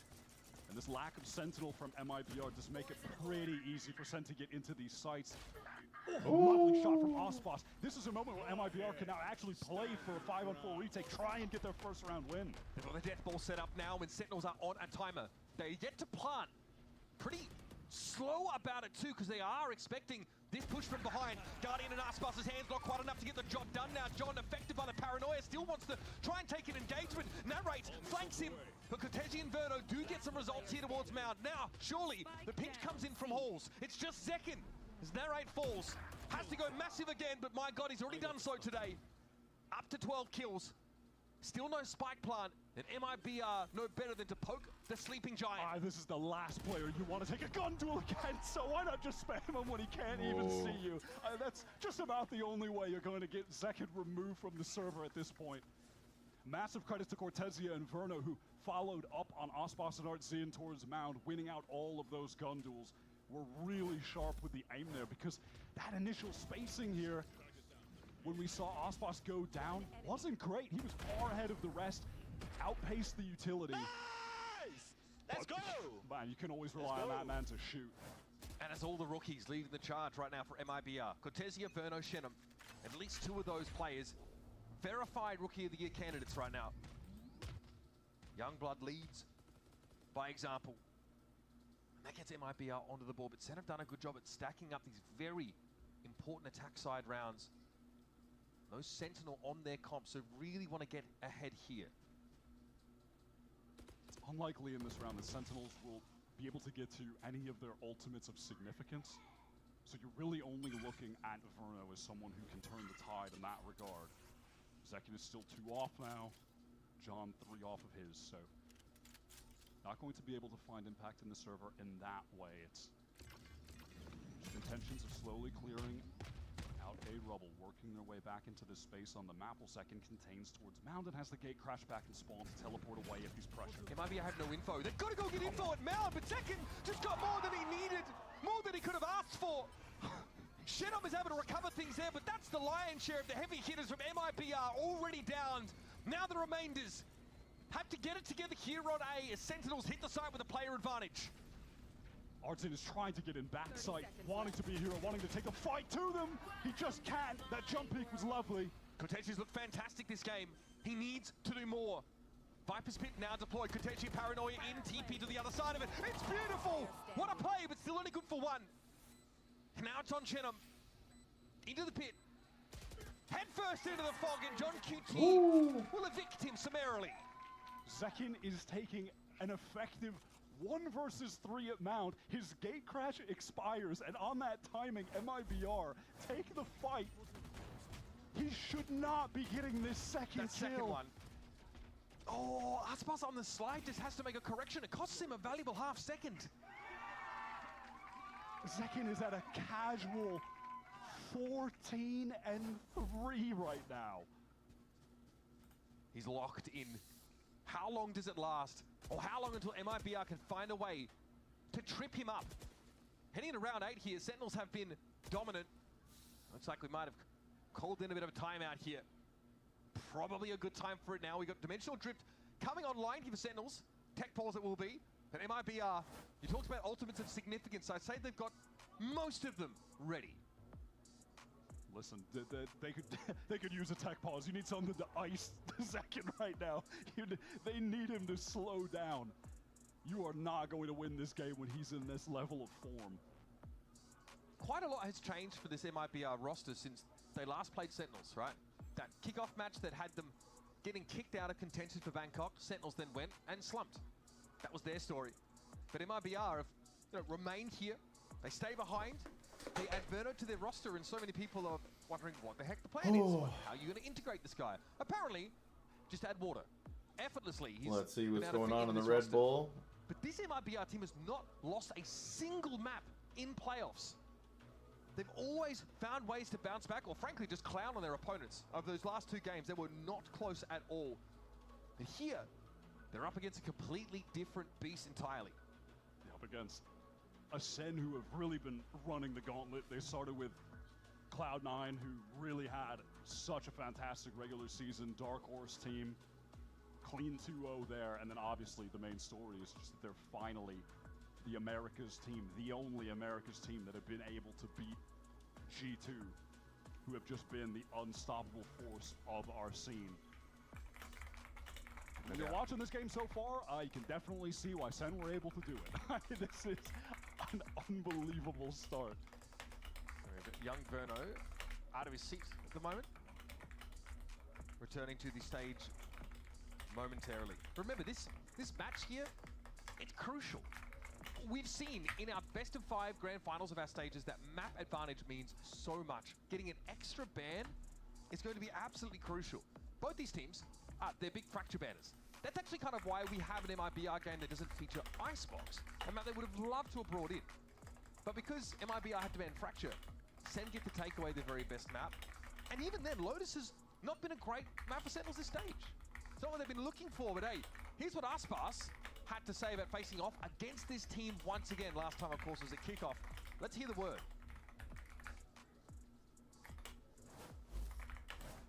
I'm excited to play against Zekken. This is gonna be a rematch, so I'm even more excited because of this. Basically, I think that's the 4th time that I play Sentinels, so kind of remembers me of 22 that I played Optic like 6 times, a lot of times. I love rematches. Can't blame the guy. The stakes were so high in that last matchup. I would almost say that, with both of these teams, in very good shape. Obviously, we're going to see them heading over to Masters. The top seed, though, heading into that event out of Americas is a huge boon. It lets you bypass so much of that grueling early stage of the tournament. 100%. And the tournament is stacked as it's looking to be. There's a lot of early trap games. At least Cubert's feeling good. He's locked in. Yeah, energized. He's juiced up. New assistant coach. He's also not getting crushed into a tiny sugar cube size, which is always a good sign. Well, what does he think about Kaplan's strats? I think he seems sort of middling on what the offering is on Lotus. You don't see off camera the person with the blunt object threatening Cubit into giving a favorable account of his time over at Sentinels. So a little bit like a gear issue here, also just being ironed out. A couple of converging occurrences are happening on stage at the same time there, folks. So we have a ready check. We'll be jumping back into the game in just a moment. If you're just joining us, I could probably just show you a clip of one round and it will give you the full idea of what has happened. Sentinels have been getting a lot of early advantages on the map. They've been going crazy with the first kills. A lot of the time, Zekken. Let's see if he can run that back again. Bear in mind as we get into this, Sen are 0-2 on Lotus right now in this stage. And questionable when you see the first 7 rounds of this map, how that's even possible. But that is the world that we're living in. MIBR into this one, however, have got 2 rifles to play with, mostly pistols. Let's see if Aspas and Artzin can turn off the heat. Another dimensional drift here developed for second. Gets a decent bit of information about what's happening at Baby Door now, and to Rubble, so doing a lot of scouting for his team. Oh, there was a TP into Tree.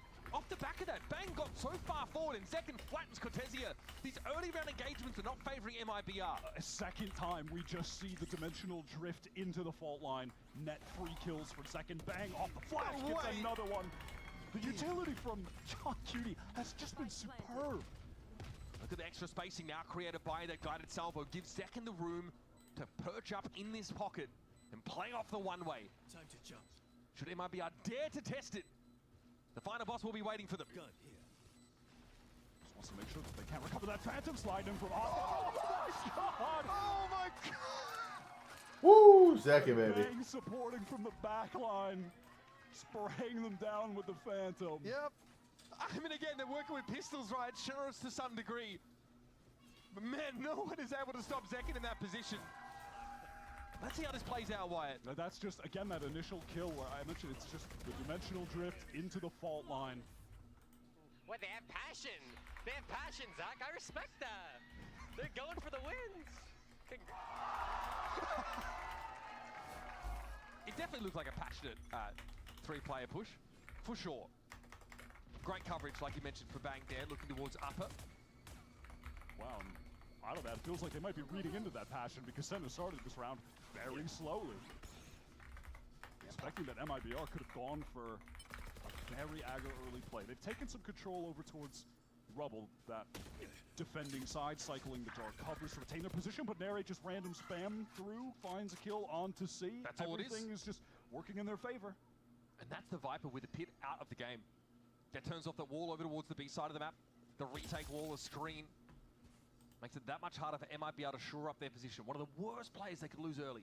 And just here's the audio cue of that drone running forward, so stops it before it can even round the corner. Now here's Nare trying to get some information back in towards Rubble so Sentinels can attempt to re-clear this. It's going to be difficult playing around some of these defensive walls, and there is that forward position still held by Cortesia. Knows is ahead of the wall, knows Cortesia is there, but is brought down. Aspas is able to spring forward, and nobody can really see Cortesia there. Bang has to just TP out. All the while, Zekin has been retaining this space in the mound. The intentions are to go for the C hit where Arson is fully entrenched. Fault line ideally buys a bit of time. Zekin definitely affected by it. Here comes the rolling thunder, though. Artazine is about to feel the heat, and every Zekin always seems to be on the correct side of the kill feed. Bang with a second, shuts down Aspas. Time is dwindling, and there's an Armageddon left for Verno. They've got to kill Cortesia, but that Armageddon could be a problem, and Verno has come to the rescue. Spike is down, but John is now in a 1 versus 2. Fault line has just come back online for the breach. Cortesia a little bit low. Gotta respect the salvos, and at some point, MIBR will have to wager something to get this defused. No way. But Cortesia holds his own. Oh, was that before it connected, or was that a cosmetic stun? Either way, Cortesia is continuing to be the headshot machine, as always. Time just dwindled so low for Sen. You were just waiting and waiting for Verno to eventually rip that Armageddon. John was able to get the spike down, but at that point, they had just lost too many players. Verno and Cortesia have been the duo earning this MIBR team the round wins at the moment. For MIBR, that's got to get you out of your seat. Still a smile on John's face. He knew it was tough. Again, the fall was pretty good. I'm pretty sure it hit Verno squarely. 10 rounds in, Sentinels have been at it by every round, with the exception of that first one. They've been in very, very good shape, but Kaplan here calls a timeout. There might be a couple of ults close to being online, or maybe he's trying to get Sen to play around what MIBR still has, because they have a Rolling Thunder, they have a Viper's Pit. There's a couple of things that could be a little difficult for Sentinels to play into in this round. Sen will never be in danger of having to eco in this half. It's not going to happen. But MIBR do have an opportunity to now close the gap to try to get to, around that 4-round mark. If they go on a run and get 5, that would be a great half, all things considered. And then they get to swap to attack where they don't have to run into a Sentinel. There's no Vice or Cypher to slow down Aspas on the Neon. Sen need a lot of rounds here because MIBR should be able to go on a run themselves when these sides swap. So Kaplan wants to ensure that they don't give anything away before we get there. And this is a round where things can really begin to shift for MIBR because of all those aforementioned ultimates. If Sen get to 9 on this half, it's feeling very 9-3 coded, I'm going to be honest. then they can afford a couple mistakes. The buffer is that much wider for them. Another round, of course. Money not a problem for Sen City. They are loaded. Zekin just walks across here. Interesting gap left in the salvo. Trying to count for a TP across. Which typically has been the case. Bang has been going for that standard TP, and flashes from John has been finding opening kills there, so it makes sense for the placement. They've got all the util. Sentinels have not had to spend anything on this push out. It's such a cheap way to take control of Rubble. Look at Narrate just teasing in the corner with the drone. Shenum, perfect timing. Oh my god, gets a second onto Bang before the fault line can even connect. Sick fault line from Artazine though. That set up the kill for Shenum all too easy. Now, things get awkward for Sentinels. Already, a contingency is being worked on by Zelsis, but he finds himself all alone. That is MIBR, and Shenum specifically getting a surge of confidence. Perfect timing on that swing from him. So much has been predicated by the breach util on this map already. John has been instrumental in setting up Bang, setting up Zekin. We just saw the same from Artazine. Now, additionally has a rolling thunder to spend in these last 2 rounds of the half. MIBR, they did not need to use a single ult into this round. They're going to retain them all for the next buy. They should be getting to 3 unless Zelsis can make a genuine miracle happen. The last time these two teams faced off on Lotus, Zelsis was the easy MVP. His Vice was really phenomenal. Sen had pivoted away from that, however. And they've really been unable to replicate the early success on this map that they had at the beginning of the year, and it's just that easy. That was an inevitable conclusion to the round. Oh man. Fall line connecting onto him. They've been in the lab on Lotus. You mentioned that we pivoted away from the Vice comp. This is the 3rd different Sentinels comp in as many outings on this map. Yeah, fault line there, timing not perfect for John. Though we're still able to take a kill on the backside eventually. Nice! Cortesi and Good job, Shenum. guys. Good job. The Let's youngsters, go. Five rounds. fantastic so far on this map. Very, very sharp. Shenum, snappy moments there in tree to secure it. Yeah, that was a real intuitive timing that he took on that swing. All right, center gathered up outside of Mound, where MIBR are looking to go forward. We have Ospas crossing and playing off of the one-way. Oh my goodness, Zekin's good for an early fight. Is there more to be got here? You better believe it. Make that 19 frags in 10 rounds for those keeping track at home. In a dimensional drift now. Gets second right where he needs to be. Sees Verno solo. He's got to get out of there. It's dangerous now when Halls. Verno's going to try and cross, but the spam is too much. He's utterly overwhelmed. A foothold here for Artazine, Wyatt, but it's a long shot. Yeah, he catches Zekin, but ultimately, does that even matter? They can try to go into this 2 versus 4, see if they can find another kill. They've still got enough money to buy again. I think they found Artazine. Playing up by Waterfall. Fault line here maybe to try and play Shenum in, but there is a poison orb up at the moment. Aftershock now, a bit of space here for MIBR. Now they've got to scale through this smoke at some point. It's going to be a flash that gets them there. Zelsis though, on the move, has to back away. Shenum deals with Bang. Now an aftershock from the attackers. John trying to deny any sort of defuse, but Shenum is fighting. He's hungry, drooling for an engagement. And John will give it to him. Not the way he would have liked. Nice clean up for Sen, it gets him to 8.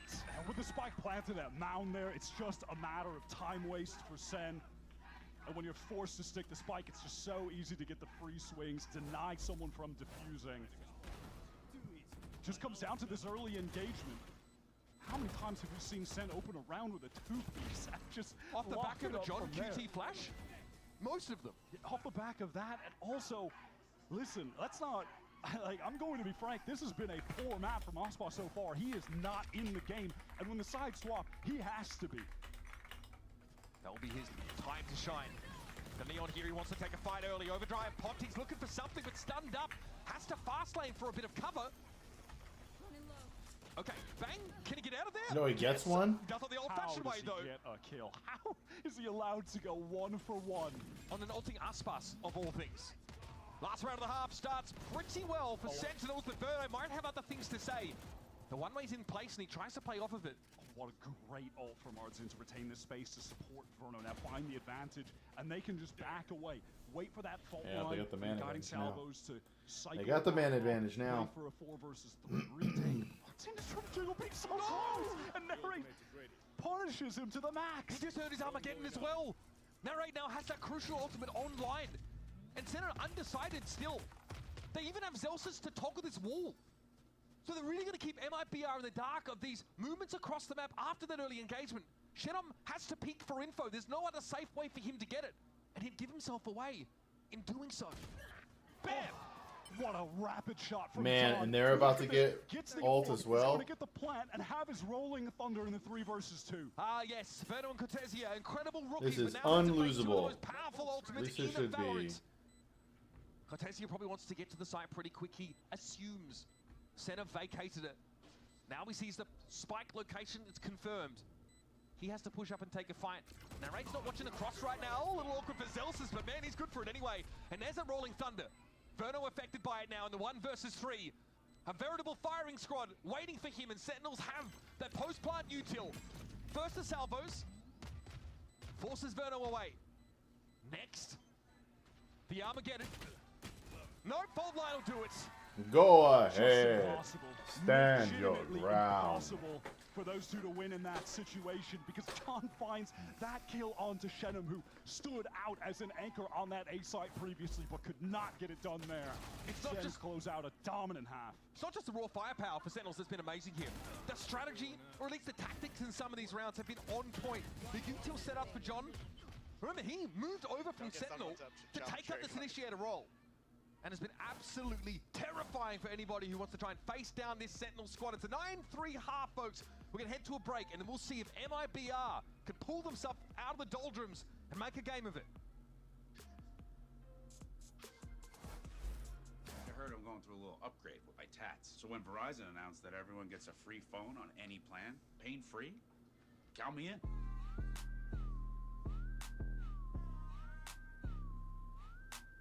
Try and beat it. I'll give you a sec.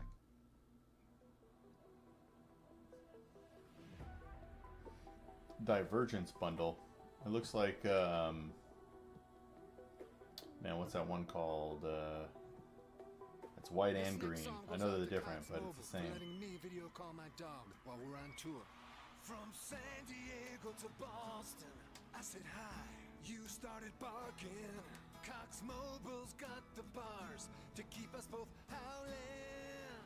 We run on the network with unbeatable 5G reliability, so whether you're at a concert or on the road, you'll stay connected. Visit cox.com/mobile. Cox Internet required. Cox Mobile runs on the network with unbeatable 5G reliability per Ookla US 2H 2024. Other restrictions apply. Oh man, Grand Theft Auto is set to release on my birthday this year. The fast, reliable speeds you're looking for. Perfect for seamless streaming, gaming, and working from home. And now get Cox 300 meg internet for only $50 a month with a 2-year plan price lock guarantee and equipment included. Oh yeah! So get your household up to speed. Switch to Cox Internet today. Taxes and fees excluded from price guarantee.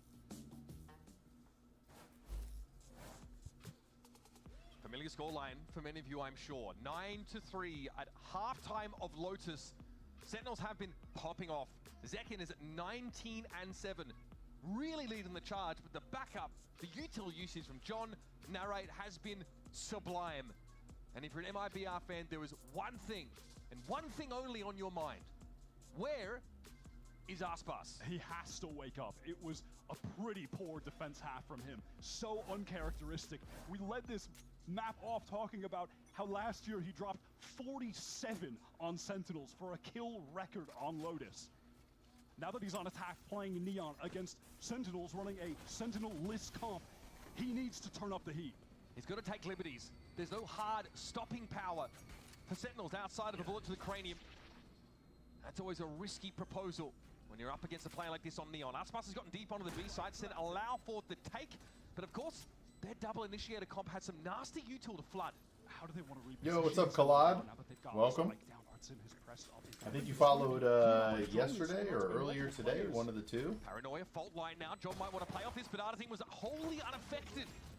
Chance to I'm reload doing well. now. Here comes the fight. Artazine deals with Zelsis almost too quick to see. Those are some excellent salvos coming in from Verno. Make the space for Artazine. He's now occupied and pushing up into Man, getting upper. waxed. But hey, Kalad, to give you some background, I don't know if you were part of that conversation yesterday, but I'm a financial advisor. I've been a certified financial planner professional since 2014. I worked at Vanguard for over 13 years, and I quit my job to change the world and give free advice to anybody who needs it. Up 9-4 now. Probably 9-5 after this next round. To divide the two players who are trying to kill our Zin. They are right back into this game. I almost know how to finish that sentence. It's a new half. MIBR trying to treat it like a new match entirely. Got a little bit of a deficit to make up. We're set up for a big clash towards A if Sen have intentions of pushing past this wall, but Aspas, free spam, free kill. One good turn deserves another. That was Bang on the second round of the game, doing basically that. Now he's on the receiving end of it. Shenum will be inserted here on this A side of the map, and we have some drift across for Sen. They definitely are a little nervous about Thank it. you. I appreciate it. Nice to meet you. How'd you find me yesterday, by the way? Free for the taken C site by the MIBR team. Sen really little hope at this point of the round of even doing much damage. They've only got classics into this, so real opportunity here for MIBR to get their economy rolling, stabilize things, and the way that they bought into this round with the two pistols, try and get a real buy on their bonus with multiple rifles at hand. Yep, this is a verified stand in the Teo Salvo round.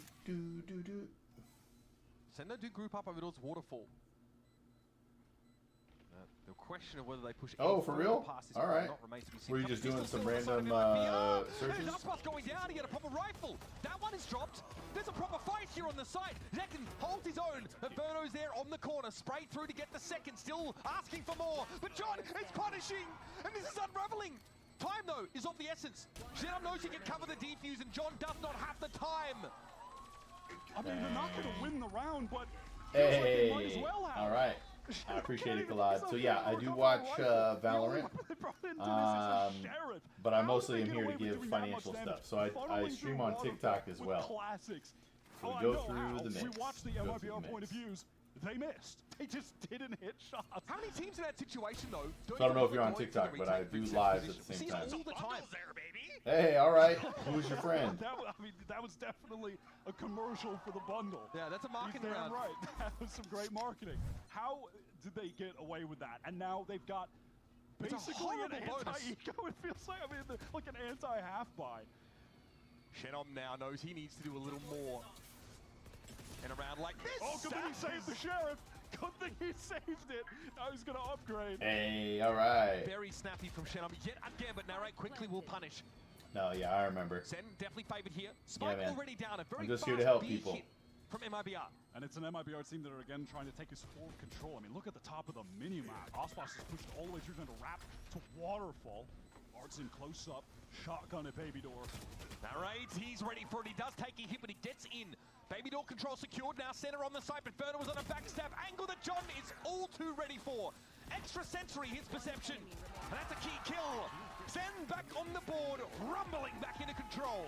A superior buy there for sure. Maybe an opportunity when Artson takes that swing with the Bucky if he had actually fully connected. So do you have a place you want to start?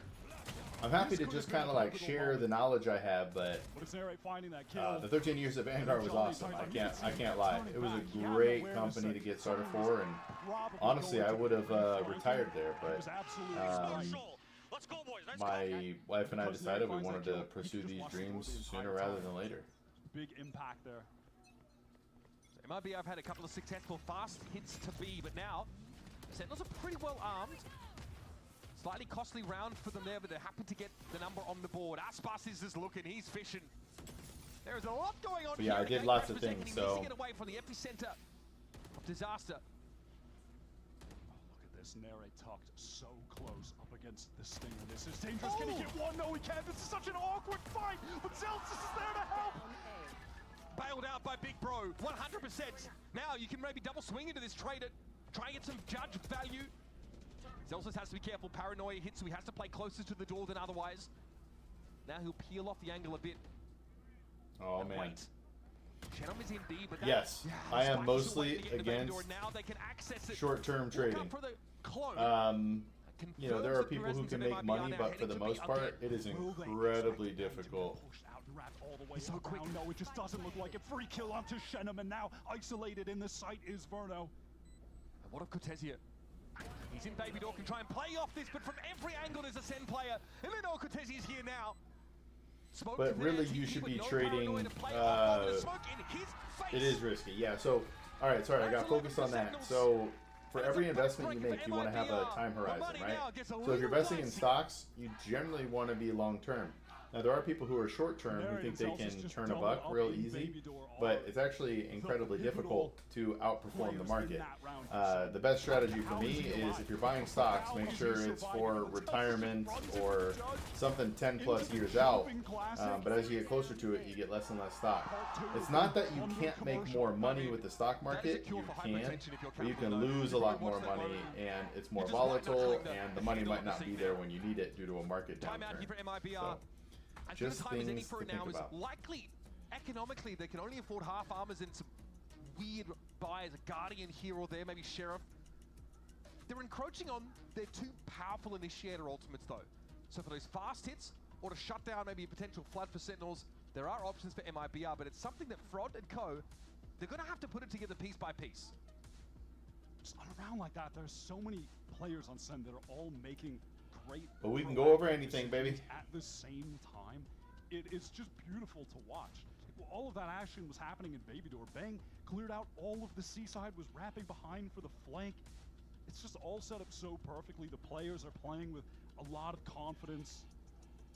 This is really some of the best Sen that we've seen all year. If you're Kaplan, hands down on this playoff run. You just I'm going to choose the right shares to buy. Should I just follow the crowd or dig into analyzing each company? So for me, it's impossible for you and me as individuals to pick stock winners. So for me, I'm very biased because I'm in America, right? But I start with something like VTI, which is the total U.S. stock market, and this is for retirement. I'm going to buy this, and I'm going to consistently buy this over the next 20, 30 years, and I expect my investments to grow, right? By picking each individual company, man, you're adding a lot of risk. So all it takes is like one bad news thing for that one company to go down. So you want to diversify and own as many things as you possibly can. I'm also just looking at the scoreboard right now. John is at 13 kills, 6 deaths, and 13 assists. He's only died a third of the rounds that we played. And he's that's an insane amount of assists to have, and he has the second most kills in the server right now. He's put on such a show. And, you know, so it's not a company name. I buy broad-based indexes. So I would rather own the entire U.S. stock market or the entire world stock market much more than I would like to own one share or one company, because you're taking a tremendous amount of risk by owning one company. The way that things are set up, but no, they swap into Initiator, and a lot of people were questioning why that was the case. They didn't feel like the gameplay we were seeing was backing up the decision. But, I mean, come on, man. When you're seeing a play like this, how can you argue that long-term this wasn't the right decision? Now, of course, we need to see them pass this.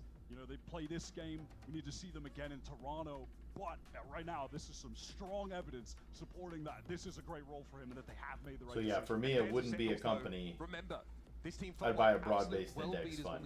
That is a lot of companies.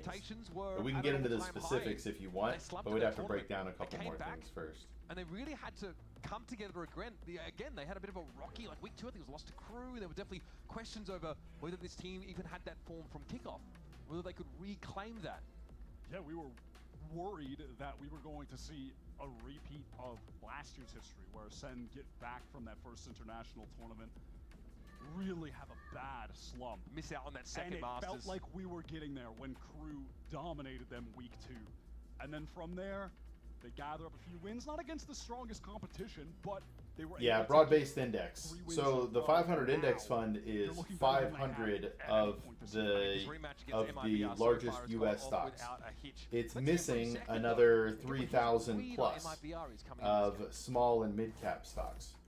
So over the last 10 to 15 years, large cap has outperformed small and mid cap. historically small and mid cap has outperformed. But either way, by owning the entire market, you can diversify your portfolio more and lower your volatility.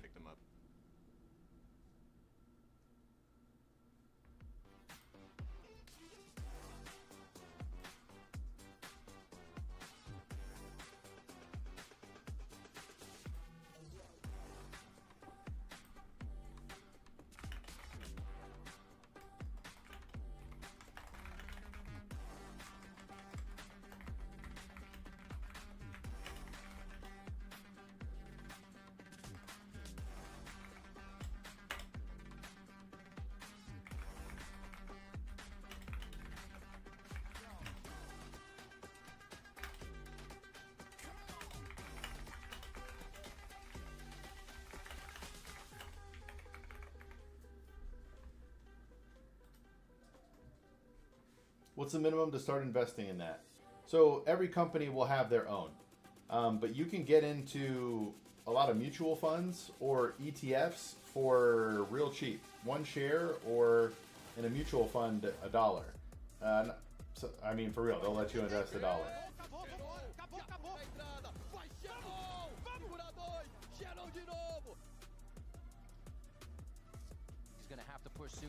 But it's more about investing over time.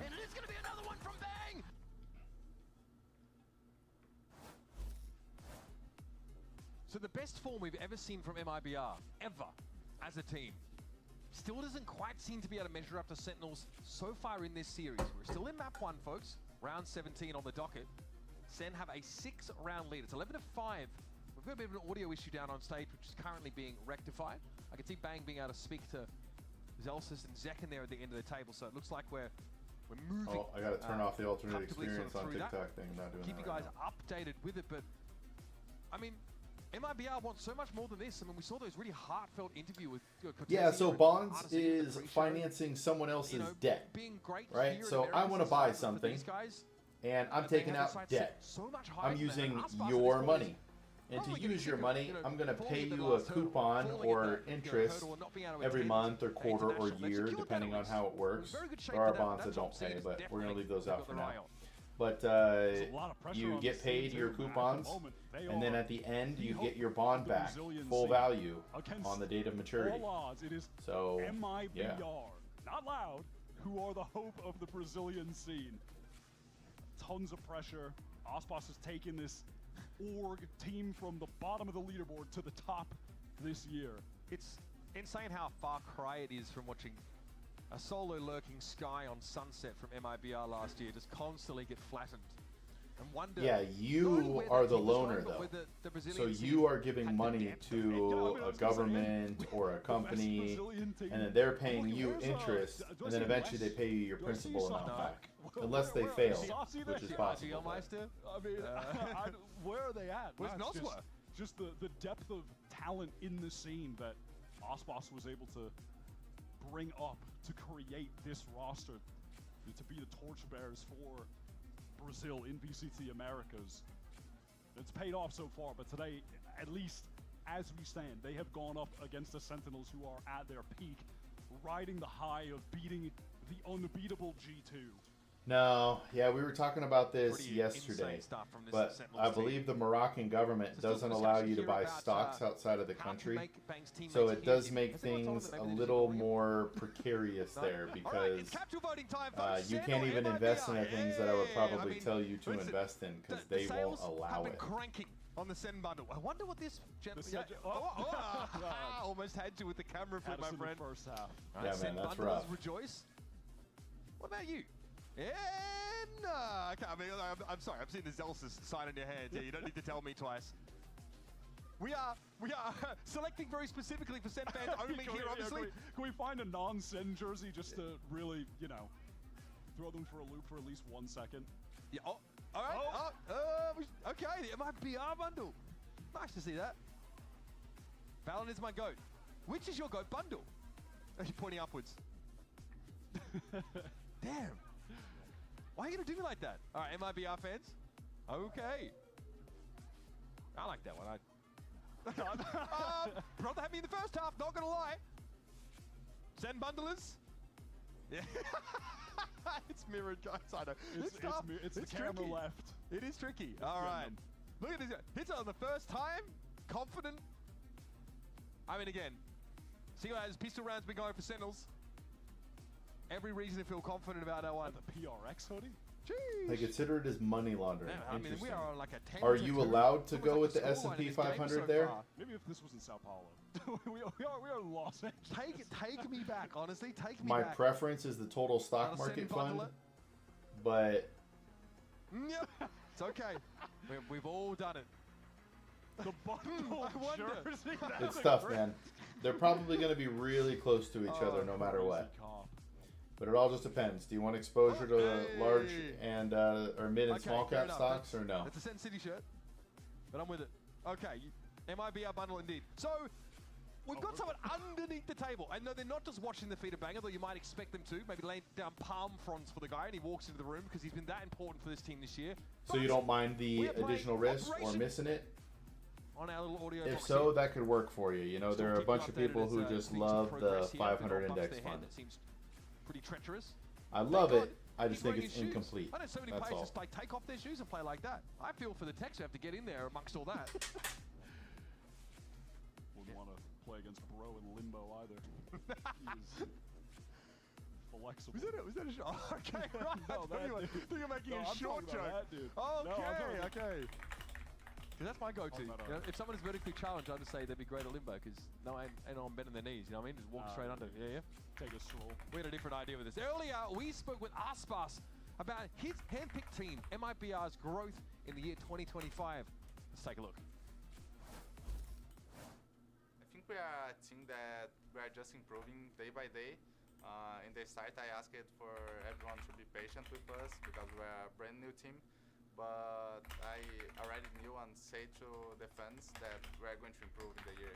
During the year, we will only get better. The scenario is still the same, but now I don't need to ask for patience anymore because we are already playing at a good level, but I know that we can be even better.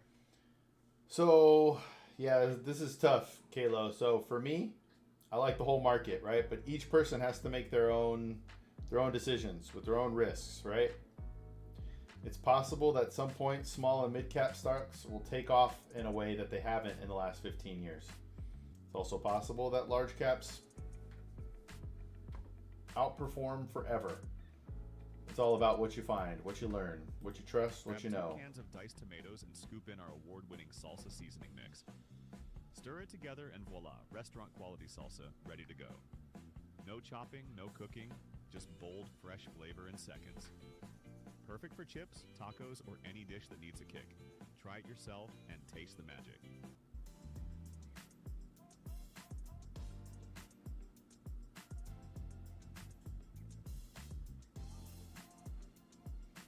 So a lot we could go over here, man. I don't want to run too far in any direction in case it's not the question or anything that you're talking about. But for me, I think you should own the entire world stock and bond market at an allocation that makes sense based on your time horizon and risk tolerance. Team on stage addressing it as it is, but for now, you will be sticking with us here in our dulcet tones. I don't know if the camera's going to come to Gina, us. what do you think they're doing under the desk? Do you think they're just switching wires? Well, found out we're swapping audio boxes, all this stuff. And by the way, we got an Oxy. He's here today. Oh hey, look at him. Spawned in out of nowhere. Look at him. He just showed up. He showed up in a really, really nice Cloud9 hoodie. Look at that there. Coming out soon. Hey, look at that. Check it out. Oxy, pleasure to have you here, buddy. First things first, you know, we're not done with the match quite yet. We're still waiting for the results, obviously, from that one. But just preliminary, what are your thoughts on what you've seen so far?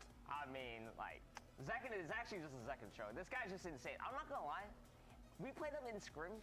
By the way, I studied some about the financial markets in my degree, but still foggy for me to know what to do. Is there any books that help me develop my vision? Yeah, so you're in Morocco, it's a little bit, but my favorite investing book is The Little Book of Common Sense Investing by John Bogle. That's hilarious. Hey, man, well, look, so far it has looked pretty good for Sentinels, but MIBR showing signs of life. Coming back to it, but Emmy, you were talking about before about the composition, what you were expecting to see. Did it play out the way that you had envisioned it when we talked last? No, because I didn't expect the Yoru, but I don't know if it's the Yoru or it's just Zekin, but it's incredible. I don't know what Francis thinks about playing Yoru on this map. I think Yoru, I think it's good against this meta because it baits I believe on a lot it's of John utility, C. like Tail I and actually Breach. don't And know, also but the in Little combat, Book of Common Sense Investing, let me take a look. Tail and Breach, you just use Little all- Book you clear of everything, and Common it's also Sense like, they work so well Investing. together. So I mean, I think it's a good change, but I think Is the it key red? is on defense, you can help Jordan or Zelsis because he's alone a lot. Yeah. And John you can C. instant Bogle, rotate this is TP. it, yep. Instead of Neon, you still have to run. This was a great book. Great book.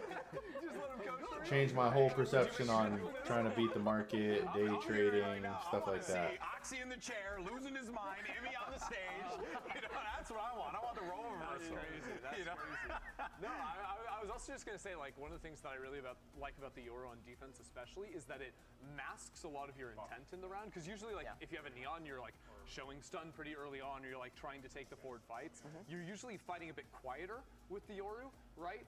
So, like, taking contact lines. So it forces the attackers to come into you to, like, seek out that info. Yeah, and you can get on a line and then you have your TP. And what a lot of teams you'll notice do is they'll hit where the Yoru is at around 110 because that's when his TP is running out. That's what people are doing right now. But yeah, he just walks in quietly, gets the line, has the support, and then he has the fast rotate as well. Yeah, I'm telling you, a lot of knowledge on this test. A lot of knowledge. But you know what? I want to put that to the test, right?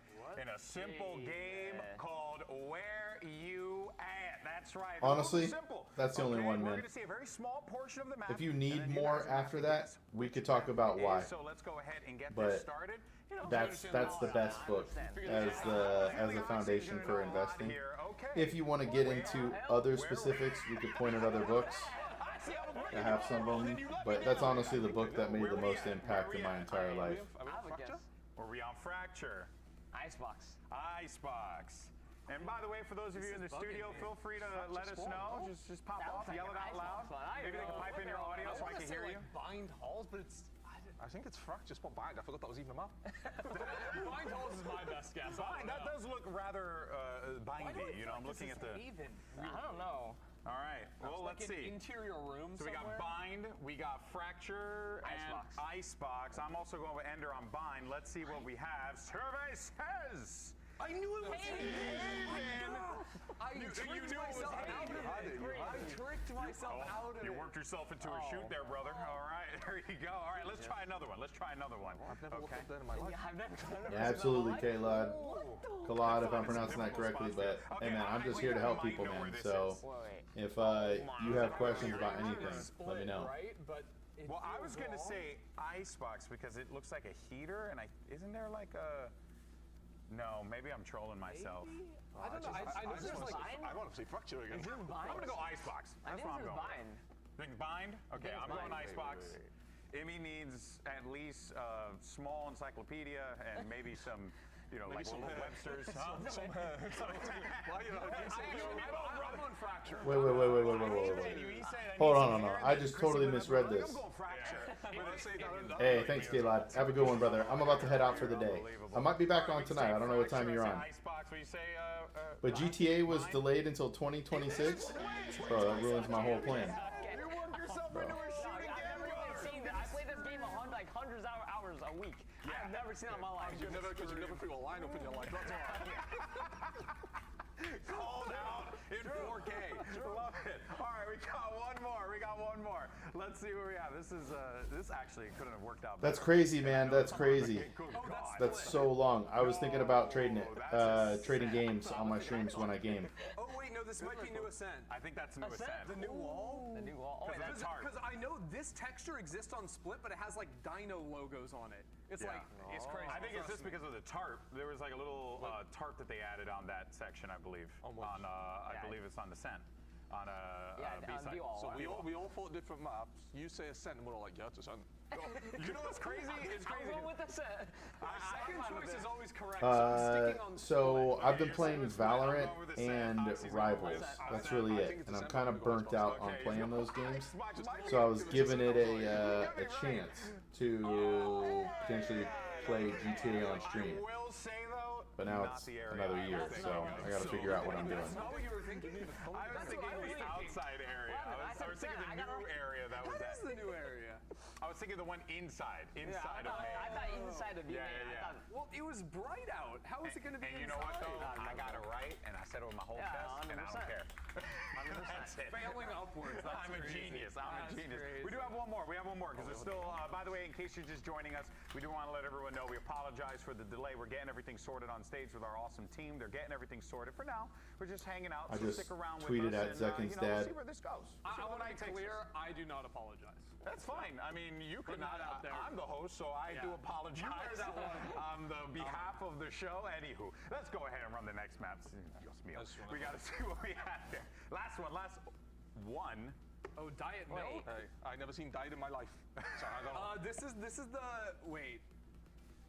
Okay, now I'm getting mixed up. I All want right. to say Have a good one, K-Lod. Have a good night. Because it's right in CT spawn. CT spawn. I think, Well, right? I know there's a diet milk in kitchen on Icebox. But I don't think this is the kitchen on Icebox. I think this is the coffee shop on Split. It's split. It'll be funny if it's Breeze. That map is There is a little section on Breeze, but it's not a coffee shop. All right, let's zoom out. Let's Disco see what Hut. we have. I'm really curious. It probably is split. It's Oh my God! It's cooked. How do you say it with your whole chest and you get it wrong? It's unbelievable. I didn't know that was a. I'm not gonna lie. I didn't know that was a. Either. You know, it makes sense. Pearl's, it's a small town under the ocean. Right. You know what I mean? People live there, right? How do they get the coffee beans there? You could still. I'm sure the ground is good for the beans to grow and whatever. Look, I'm not a freaking agricultural mastermind. I think we're going to go ahead and call that. We got the 4 hours today, baby. We got a good day. We had a good day. I'm going to go ahead and call that here. I doubt I'll be back tonight, but I will definitely be back tomorrow. I think we're like 55 days. I love you guys. Bye, everybody.